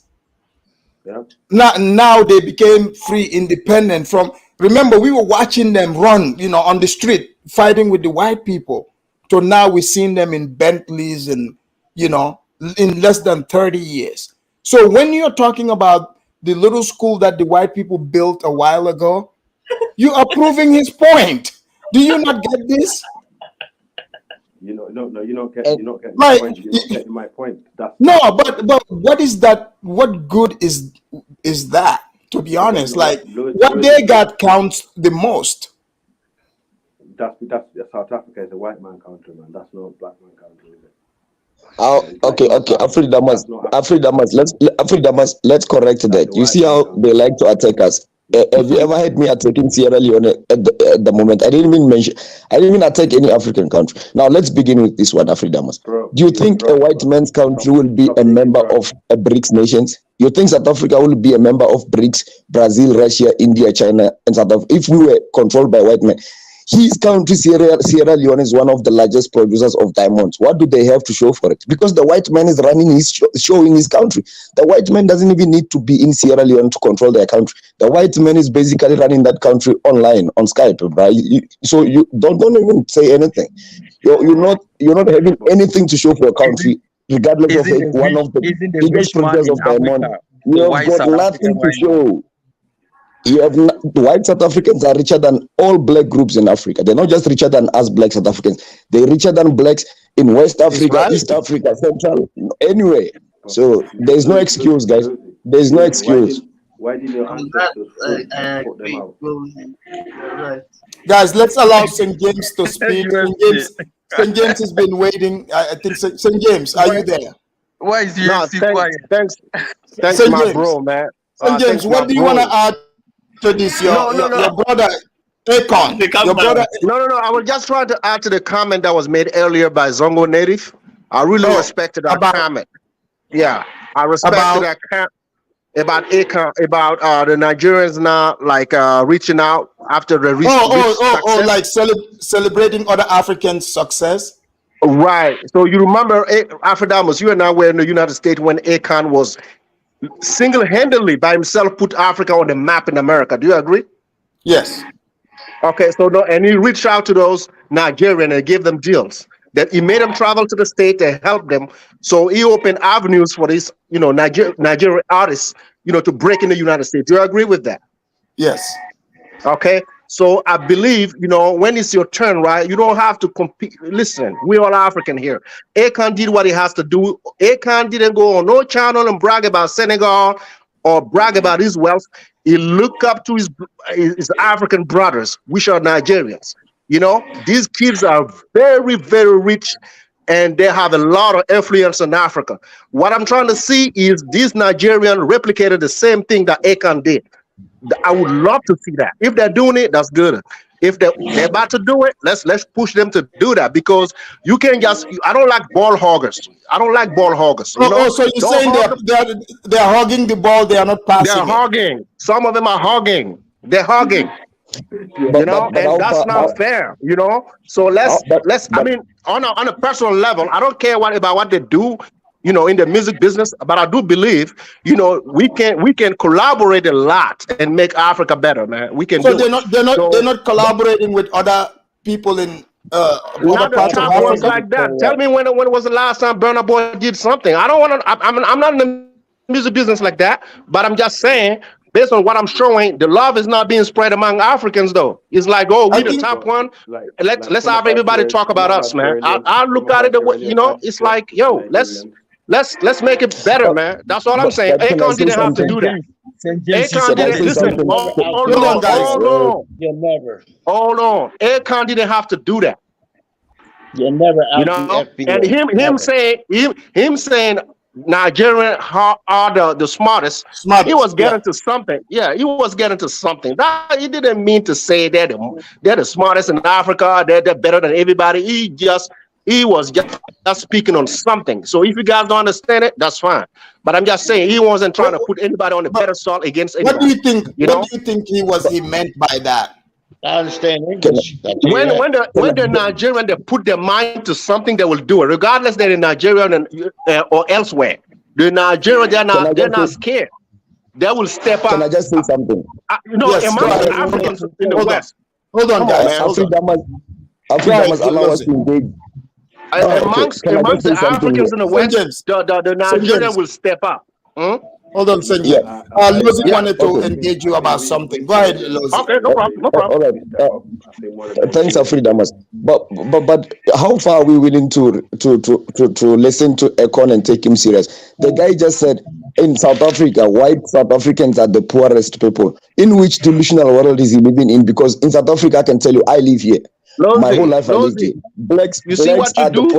You see what you do in every. You see what you do in every life. No. You see what it does in every life. Okay, James, let him finish. Okay, go ahead. Allow me to speak. On the same interview, Akon said the richest people in South Africa, probably blacks and whites, are probably the poorest people in South Africa. He said white South Africans are the poorest. In which world does he live in where white South Africans are the poorest in South Africa? You see how we cannot trust everything Akon says. You know, I understand that he's getting to some. Can I respond? So let me say this. Akon comes to South Africa. He hangs around the richest black people, and then he thinks now that's the reality for everyone. So Akon uses opinions, not facts. So we cannot take that serious. So Akon is not really. He didn't go to the interact with the poor people. He just probably interacted with the rich. Exactly. Okay, I didn't hear that part. You know, I'm not sure about what Akon said about South Africa, but I did hear that he said some white folks are poorer than the black South Africans. I don't know if that's what he said. Maybe this is what he said. He's not saying in general white people are the poorest. He says some white people are poorer than some black South Africans. This is what I heard. If you heard something different, maybe that's my fault. But that's what I heard. I mean, but still, that's not you can't sit here. No, Lozi, let me finish. Whether he made a mistake talking about South Africa, right? You cannot discount what Akon has accomplished as an African man in America. You cannot, based on one sentence or two sentences about South Africa. You keep saying he's not the smartest. Bro, it takes genius to make money in America, bro. It takes genius in America to break records, to top the chart. Yeah, but it's not. but No, also, it's not for the stupid. No, you don't. You can't be stupid yeah, doing that. but allow us So you have to to respect. engage No, you. you have to Yeah, but respect don't Akon's penalize the panel. accomplishment. Hold on. No. You have Hold to on, guys. respect. Hold on. Come Hold on, on, guys. Hold on. What's his name? Dart. I know this is you. Dart said Akon is an uneducated idiot like Afridamus. You know, Dart, you should hit the link actually and come show me how much of an uneducated idiot I am. Please do that. We'll be here. Thank you. Afridamus.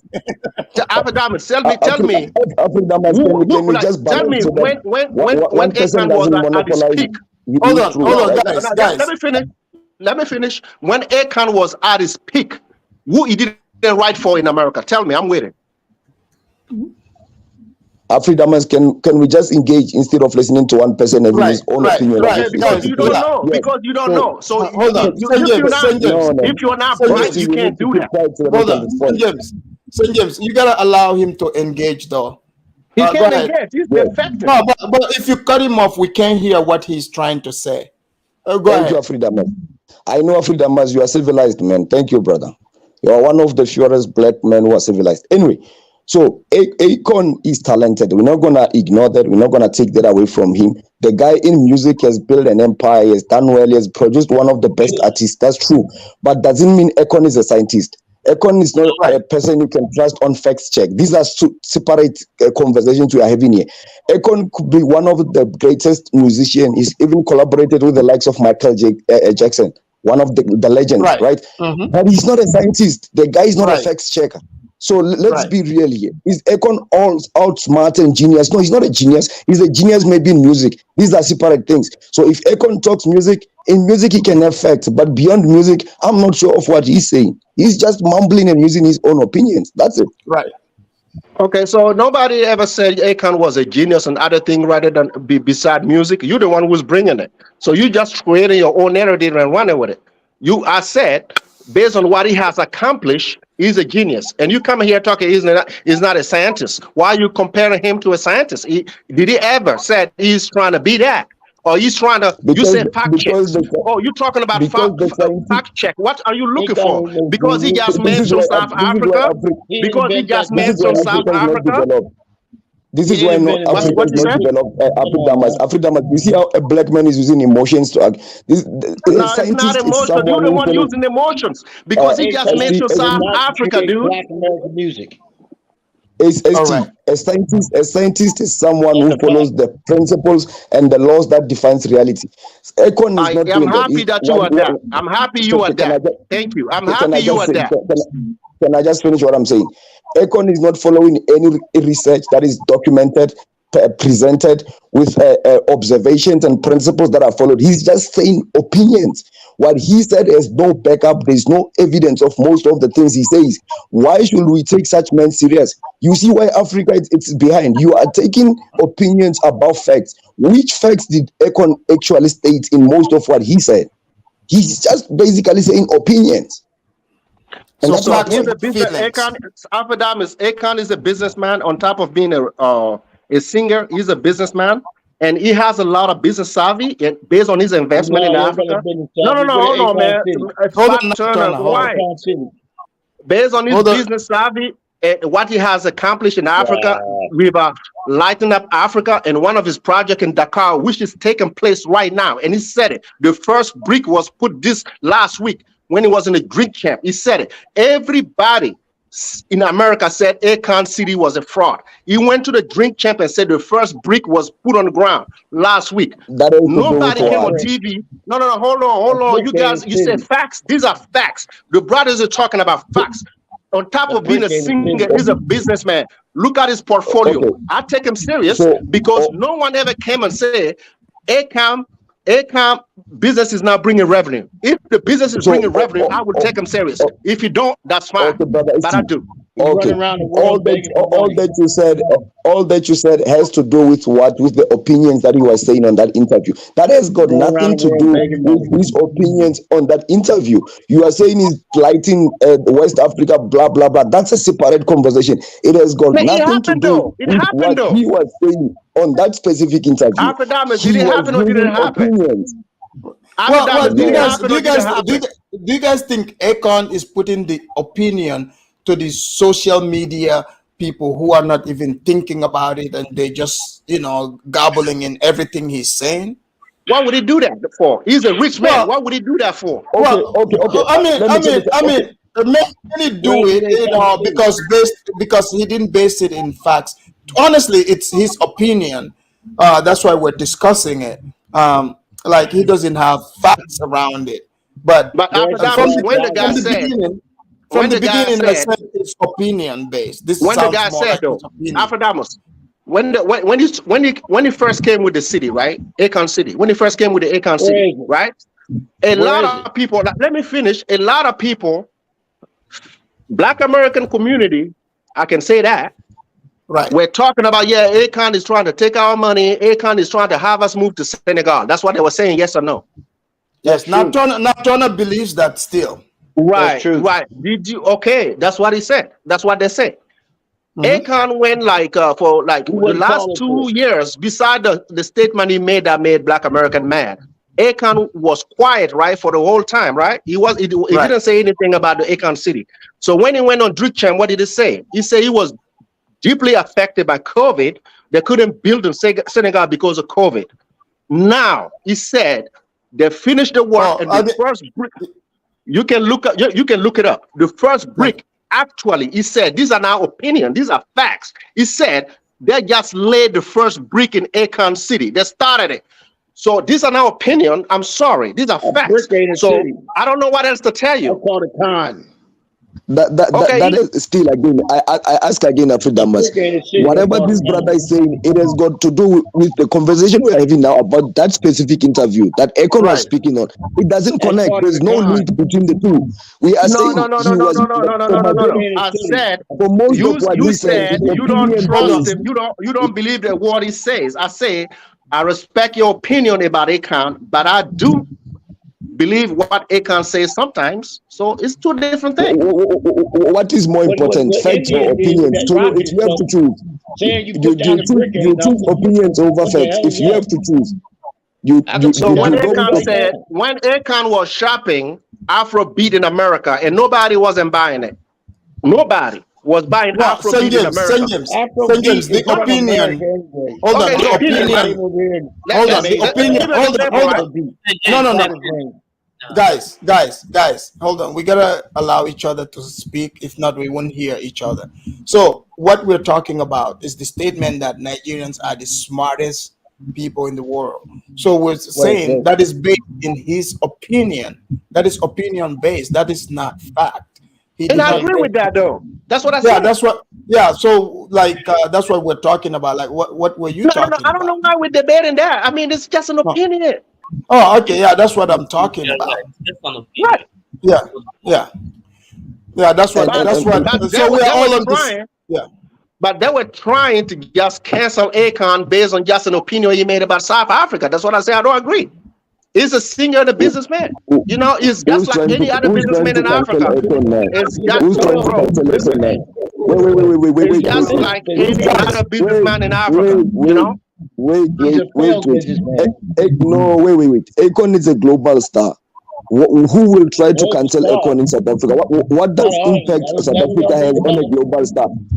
How do we cancel Akon? Who's a global star? You were in the chat trying to compare someone called Block Coffee to Akon because he got 65 million. Bro, I don't care about how much money you bring in. Listen. What are you talking about now? Were you the one talking about Akon being first and Black Coffee was number 2 coming from South Africa? You were making all kind of comments. Take things in context. That conversation I was having with you came from somewhere. Why don't you start where it came from? Okay, So you were the one who started in the chat, right? So this is the same live, right? It's the same live. Dude, stop being emotional. Stop being emotional. No. You are the one being emotional. Every time we talk about South Africa, you gotta say South Africa is the best. Don't South talk Africa about has the South best, Africa. whatever. Talk about the You're the country. one being It is the emotional, best. dude. But South We're Africa not is the even best talking over your about country. West But is South Africa. Africa better than your country? Is South Africa better than your country? Is it better than? I can Is South take Africa shots. better than your country? Listen. No. Can I answer? Give me an answer. I can answer. I can answer. Yeah, I can answer. answer it. Are you ready? Yeah. Are you ready? Yeah. I Yes. don't give a fuck about South Africa. You can take South Then why you Africa and talk shove about it in South your Africa? ass. You Why you understand? talk about South Africa? That's my opinion. That's my Then why are you opinion. mad? Okay, Why are you guys, mad? Then why are you guys, mad? hold on, guys. Let's do our closing statements here. Nat Turner, you wanna start with Nat Turner. Nat Turner, what's your closing statement on all this? My closing statement. Hold on, allow Nat Turner. Akon is a failed businessman. He wasn't a rap star. He might be to y'all, but he American. He ain't nothing. But let me say this: y'all ain't gonna bullshit. Ain't gonna get you nothing. Y'all keep BSing. Y'all ain't gonna never have nothing. Y'all not the smartest. Matter of fact, y'all probably the stupidest. And until y'all do stuff like India and shoot a rocket in the air like China and America and England, see y'all do that. Talking, that's real talking. That BS air don't float nothing. They don't Thank float you, Nat nothing. Turner. Thank you for bringing the facts to the table, Nat Turner. Thank you very much. That was Nat Turner, guys. Thank you. All right. Al, closing statement. Yeah. First of all, I would like to correct the guy that was on the guy with the funny hat, that was the African American brother, about the killing of Sierra Leoneans by the Ecomog in Freetown.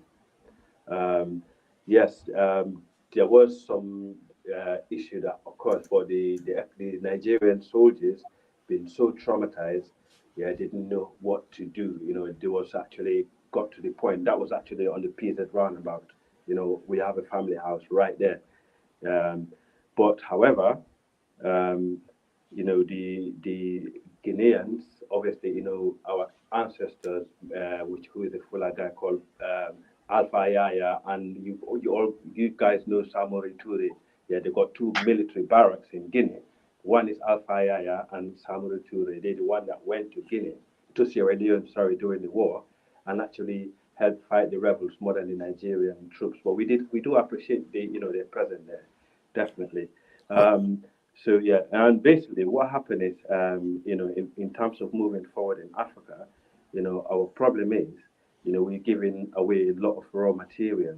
We need to ban exporting raw material out of the continent.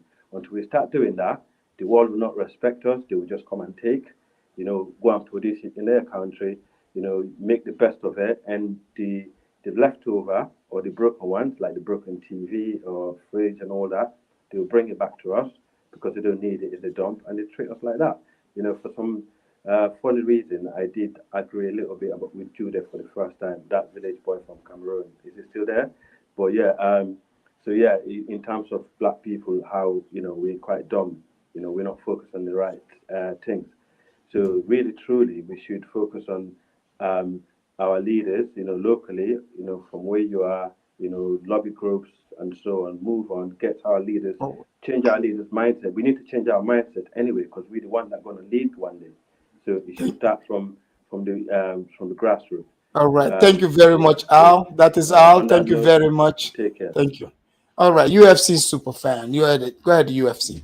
Okay, Afrodemus, someone said something about why is Black America not coming to Nigeria.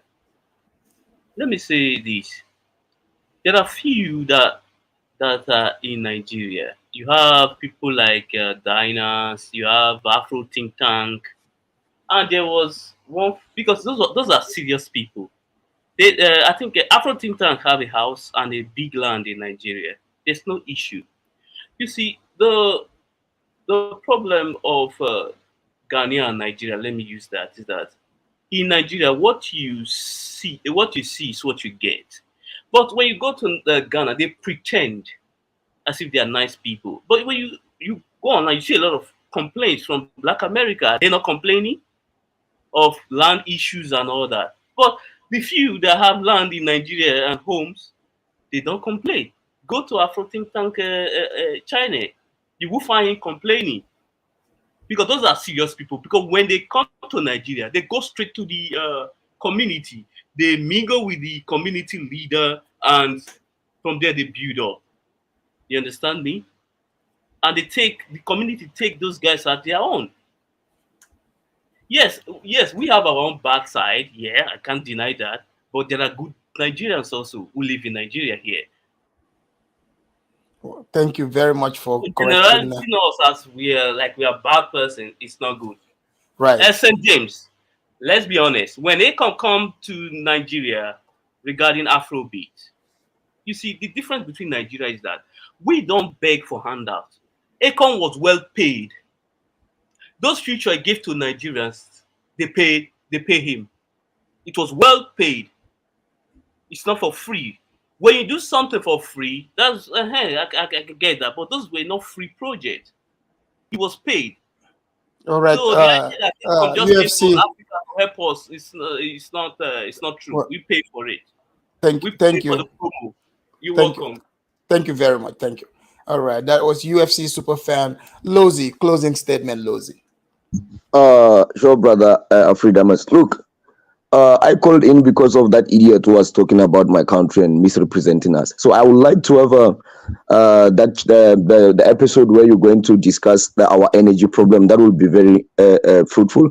So I'd like to engage, probably post a link to that day so I can follow up.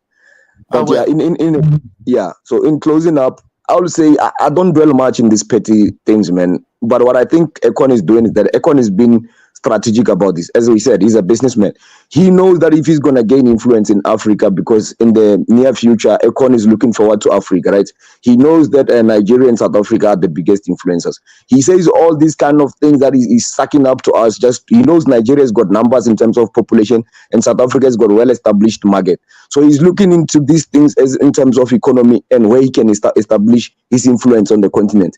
There's a reason why he's not talking about Burundi most of the times, or these small countries. He's basically picking up on the countries that tend to make the news out of Africa. So he's been very strategic and deliberate about this whole thing. So I think we shouldn't dwell much on that. He's just a businessman who's using his strategies to gain influence in Africa. That's it.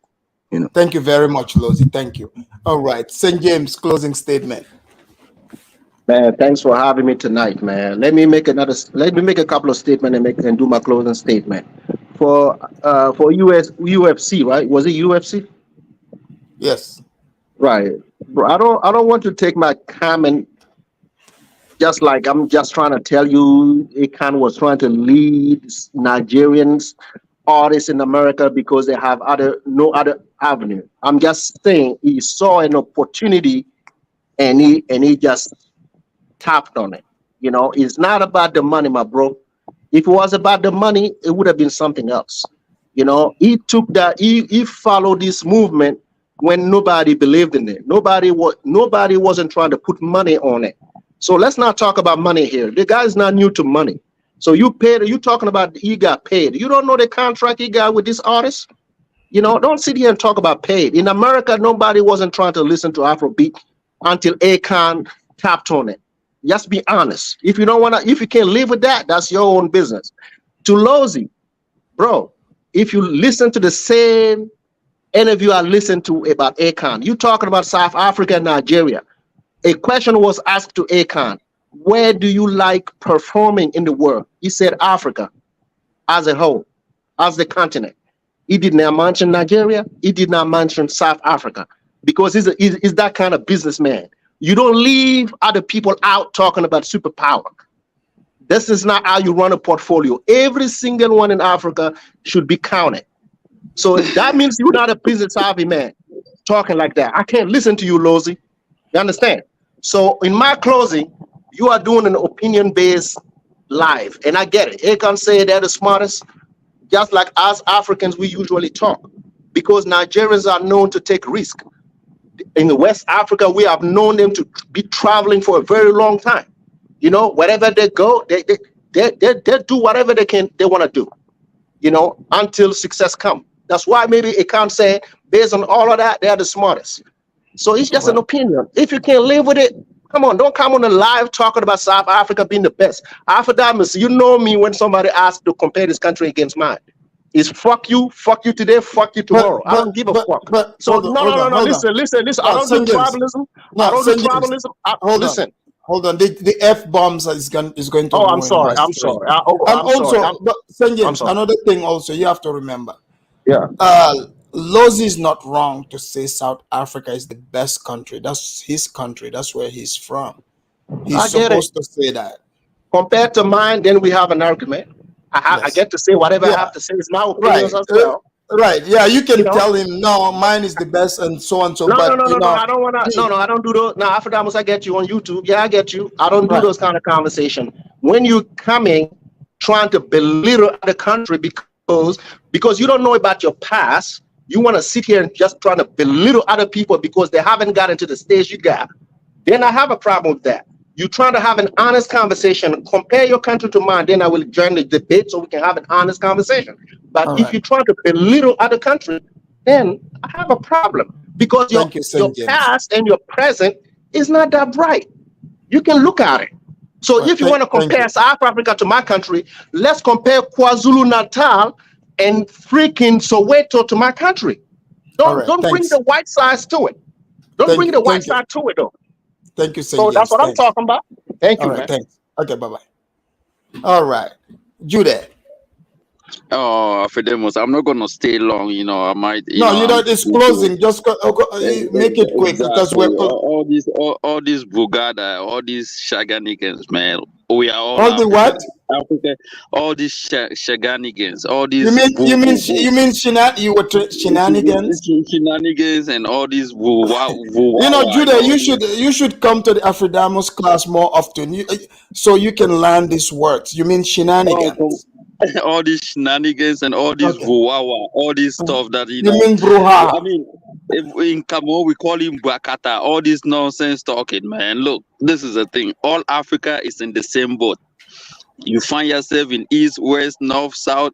People are poor. People, it's all same story, man. Look, I mean, you might have a little better city, maybe 2, 3, 4, but majority of your people are broke.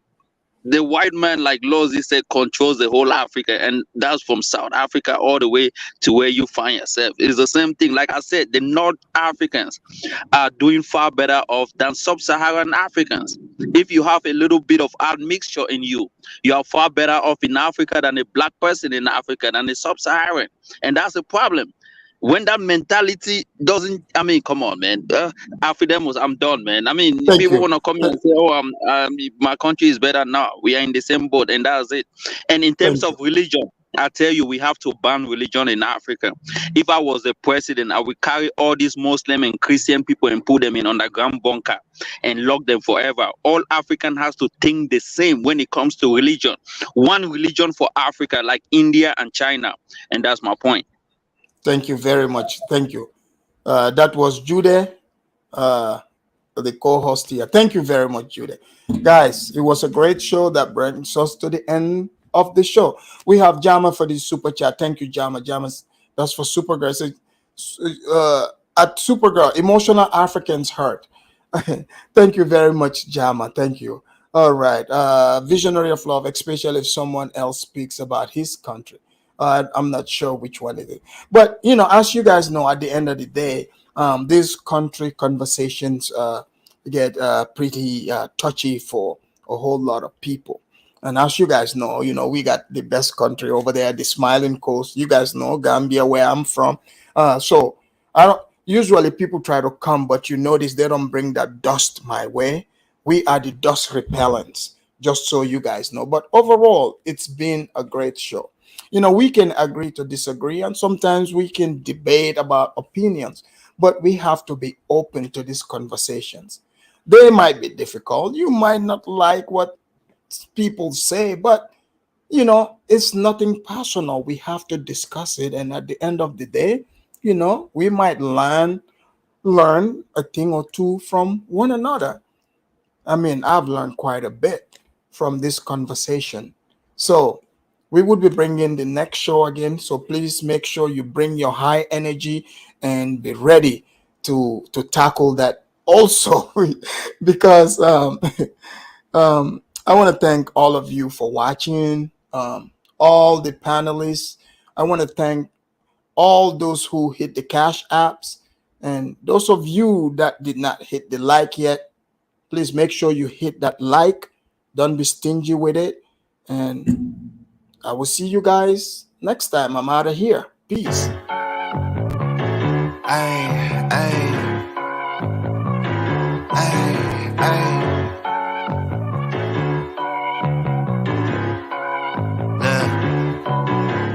Baby girl love my bop and I like me too. No roof on my top and my babe see-through. Hating on the pen, don't stop, shit ain't gon' feed you. I've been all on my grind, so why I need you? Baby girl love my bop and I like me too. No roof on my top and my babe see-through. Hating on the pen, don't stop, shit ain't gon' feed you. I've been all on my grind, so why I need you? Big flex, my swole up. Double cup and I'm pulled up. Niggas hating like hold up. What's the problem? I'm pulled up. Big flex, my swole up.